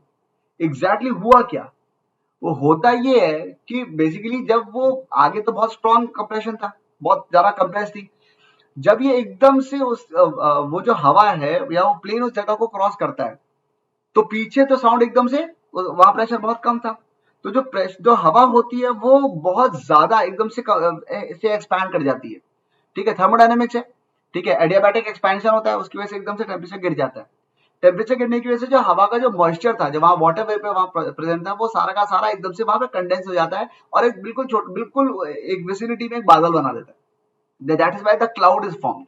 ठीक है, वो बात अलग है, थोड़ी सी देर में ही फिर वो जो टेम्परेचर है, फिर वो हीट फ्लो करती है और एडियाबैटिक नहीं रह जाती प्रोसेस, और टेम्परेचर दोबारा नॉर्मलाइज होता है, और वो दोबारा जितना भी वो जो बादल बना था वो फिर से वेपर फॉर्म में चला जाता है, इसलिए बादल डिसअपियर कर जाता है। लेकिन for a very very small incident, ये कुछ वैसा ही है जैसे आप बारिश के टाइम पे एकदम से फ्रीजर खोलते हो, फ्रिज का फ्रीजर वाला पार्ट खोलते हो, उसमें से धुआं निकलता है। तो धुआं क्या है, वो बेसिकली क्या है, वो इतना ज्यादा ठंडी है उसके अंदर की हवा, तो जैसे ही वो बाहर वाले हाई मॉइस्चर वाली हवा के कांटेक्ट में आती है, तो हवा का जो मॉइस्चर है वो एकदम से कंडेंस हो जाता है और बिल्कुल छोटे छोटे पार्टिकल्स बन के वो एक धुएं जैसी फीलिंग देता है। ठीक है, एक बादल जैसा बन जाता है। ठीक है, वो बात अलग है, जैसे ही वो टेम्परेचर खत्म होता है फिर वो गायब हो जाता है। तो एग्जैक्टली यही वाली चीज यहाँ पर होती है। ठीक है, कि ये जैसे ही हवा आई और हवा जैसी एक्सपैंड हुई, एकदम ठंडी हुई, ठंडी होने की वजह से हवा का जो मॉइस्चर था उसने छोटा सा बादल बनाया, और वही बादल आपको यहाँ पे नजर आता है। यही काम बहुत बड़े बड़े जैसे एरोप्लेन उड़ रहे होते हैं उनके पीछे उसमें भी होता है, उनके पीछे क्लाउड ट्रेल बन जाती है। इसको क्लाउड ट्रेल कहते हैं बच्चों। ठीक है, ये धुआं, ये इंजन का धुआं नहीं है।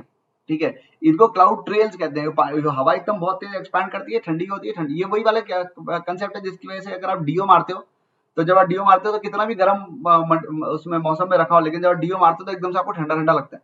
वो ठंडा इसलिए लगता है, क्यों लगता है, क्योंकि जो आपका वो जो एकदम से एक्सपैंड करता है, तो बहुत प्रेशराइज फॉर्म में रखी होती है बॉटल के अंदर डीओ, जब उसको वो एकदम से एक्सपैंड होता है तो एकदम से फिर वो ठंडा हो जाता है। ठीक है, तो ये होती है क्लाउड ट्रेल्स। अच्छा, बड़ी मजे की बात तो ये है कि अगर मान लो कि पार्टिकल जो है वो वेलोसिटी ऑफ साउंड से भी ज्यादा तेजी से आगे चला जाए तो क्या होगा।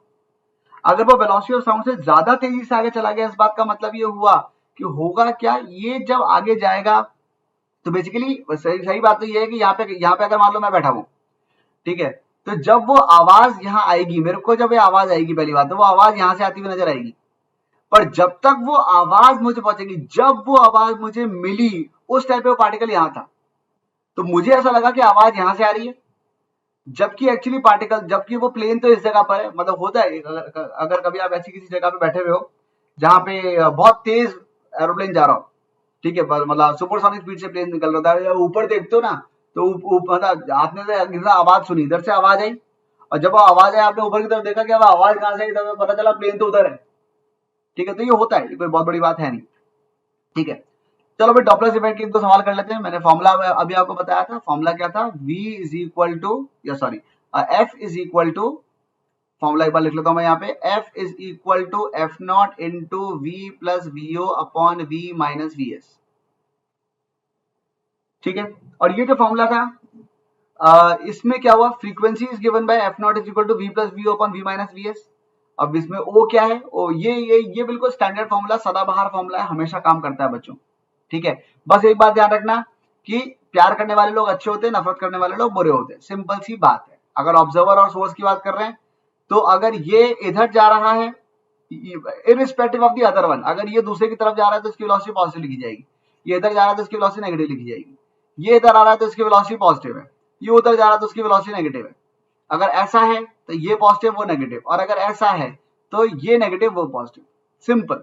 प्यार करने वाले लोग अच्छे होते हैं, नफरत करने वाले लोग बुरे होते हैं, और ये फॉर्मूला अगर आप इस साइन कन्वेंशन से लगाते हो, ठीक है, मैंने अक्सर किताबों में देखा, उसमें क्या है, दोनों पास आ रहे तो अलग फॉर्मूला, दोनों दूर जा रहे तो अलग फॉर्मूला, वो आगे जा रहा है पीछे आ रहा है तो अलग फॉर्मूला, ये उधर जा रहा है उधर, अरे यार कितने फॉर्मूले आदमी याद रखेगा। एक ही फॉर्मूला याद रखो, ओ और एस की वैल्यूज प्लस माइनस प्लस, मतलब, और उसको साइन कन्वेंशन के हिसाब से डालते जाओ।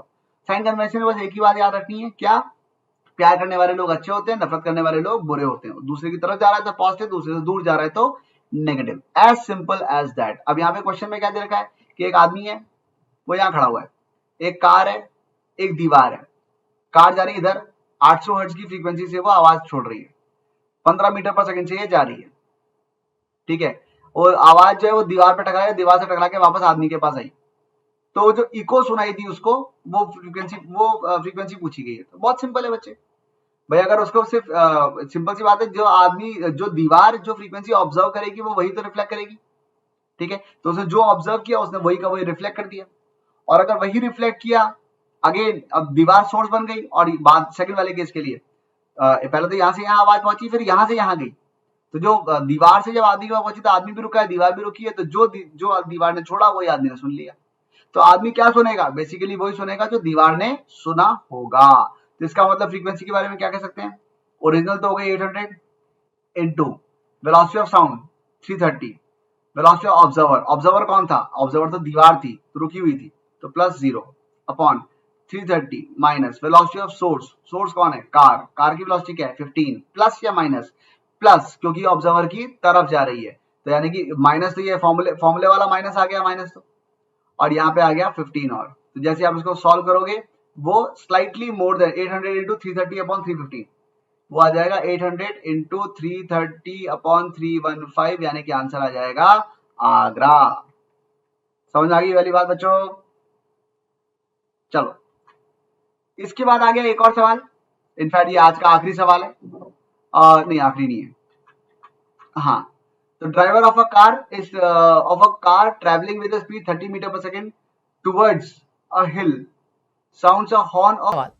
अच्छा, अगर आपको हम लोगों से जुड़ना है, जो अगर क्या जुड़ना तो है ही, जल्दी से जाओ टेलीग्राम पे अनलॉक नीट चैनल को जाके ज्वाइन कर लो, ताकि आपके जितने भी क्वेश्चंस होंगे वो सारे के सारे, जितने भी पीडीएफ अगर होगी वो सारी उसी के ऊपर मैं आपको भेज दूंगा। ठीक है, अनअकैडमी का सब्सक्रिप्शन लेने के जो फायदे हैं वो आप जानते ही हो। ठीक है, डाउट क्लियरिंग सेशन का सबसे ज़्यादा मुझे यूजफुल चीज़ लगती है, क्योंकि आपको कोई भी डाउट हो फोटो खींचो, यहाँ पे डाल दो, और जो आपके यहाँ पे जैसे फोटो डाल दिया, और उसमें आपके जो आपके एजुकेटर होंगे वो आपको यहाँ पर हेल्प करते हैं। ठीक है, अच्छा ठीक है, उसके लिए करना क्या होगा? अनअकैडमी की ऐप इंस्टॉल कीजिए, वहाँ से जाओ प्लस पे, वहाँ से जाइए नीट यूजी पे, और उसके बाद जाइए गेट सब्सक्रिप्शन पे, और 6 महीने का सब्सक्रिप्शन आप ले सकते हो अगर आप 2021 की तैयारी कर रहे हो, और अगर आप 2022 या उसके बाद की तैयारी कर रहे हो तो उस केस में आप 24 महीने का सब्सक्रिप्शन ले सकते हो, क्योंकि वो सबसे ज़्यादा इकोनॉमिक पड़ता है। सब्सक्रिप्शन आप कोई सा भी लें, कोड आप आपके अपने अनुसार का यूज़ करेंगे। कोड है अनु10, अनु क्योंकि अनु मेरा नाम है, 10 क्योंकि 10% का मैक्सिमम डिस्काउंट मिल जाता है अगर आप ये वाला कोड यूज़ करते हो तो। ठीक है, जो फीस है वो 1 साल की फीस है 34,650 रुपये, और 2 साल की फीस है 50,400 रुपये, और 6 महीने की फीस है सिर्फ 25,200 रुपये। ठीक है, तो आप कोई सा भी कोड यूज, कोई सा भी सब्सक्रिप्शन ले सकते हो। कोड जो आपको यूज़ करना है वो डेफिनेटली अनु10 होना चाहिए। एंड ये जो कोड है इसको यूज़ करने से आपको 2 फायदे मिलते हैं, एक तो डिस्काउंट मिलता है, दूसरा आपको मेरा जो 15 साल का एक्सपीरियंस है उसकी वो मेंटरशिप का आपको फायदा मिलता है कि क्या पढ़ना है, कैसे पढ़ना है, टाइम मैनेजमेंट कैसे करना चाहिए, मटेरियल कौन सा यूज़ करना है, स्ट्रैटेजी क्या होनी चाहिए, ये सारी की सारी बातों का आपको बहुत ही भरपूर रूप से फायदा मिलता है।